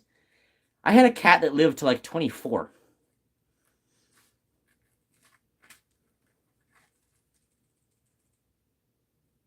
Seven in dog years or not? Well, cats generally live to be like between 50. Dogs only live to like 10 to 15, but cats can live up to like 30-ish at the most. Cats will live like 20 to 30 or 20 to 25 in captivity. Dogs will live like 10 to 15, but cats will live 20 to 25 in captivity. 24 is mythological. Yeah, we had a polydactyl cat. So we had one that lived to like 24, and then one that lived to like 23. And the one who got to 23 was like polydactyl as well. So that means he had 7 instead of the normal 5 toes. No. Yeah, I think instead of the normal amount of toes cats have, whatever it is, if it's 4 or 5, polygon cat, whatever the normal amount of toes for a cat is, he had 2 extra on his front feet and 1 extra on each of the back feet. The record is 2 extra on the front and 2 extra on the back. That's like the record for polydactyl cats. But he had more feet. He had more fingers on his feet. I don't know if it's normal to have 4 or 5. But whatever it was, he had 2 extra on either his front or back and 1 extra on the other side. He had 6 extra toes. Another mutant cats. And the record is 8 extra on 2 on each foot. So, isn't fingers, toes on? Yeah, it'd be toes. So he was like Ford. He was like Ford from Gravity Falls.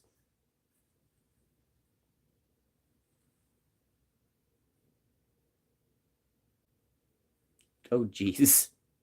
Actually, I think if you go back to my early videos, you can probably hear references to that cat. My other cat's name was Denver, and he was the one who got to like 24, maybe even 25.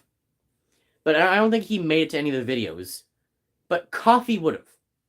If you go back in some of my really old videos, like the first year or so, December? No, Denver. Like a Denver sandwich. Or Denver, Colorado. Denver. And then coffee was the other one. So it's a Denver sandwich and a coffee.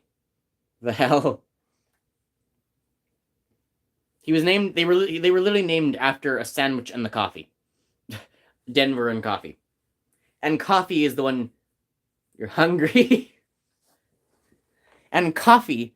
I believe if you go back to like my first year videos, you'll find a reference. You'll find points at which I would have said something to coffee in my room.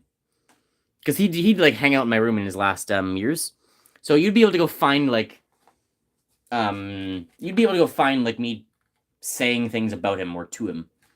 Or like help or like stopping a video temporarily or help him up step up my bed. But yeah, if you go back to that first year, you can probably even find some references to him. Good luck. Who knows? Maybe that's what's at the end of the ARG. Okay. I gotta get ready for bed. I got a lot of work to do tomorrow still. That's easy to find what the ARG ends in.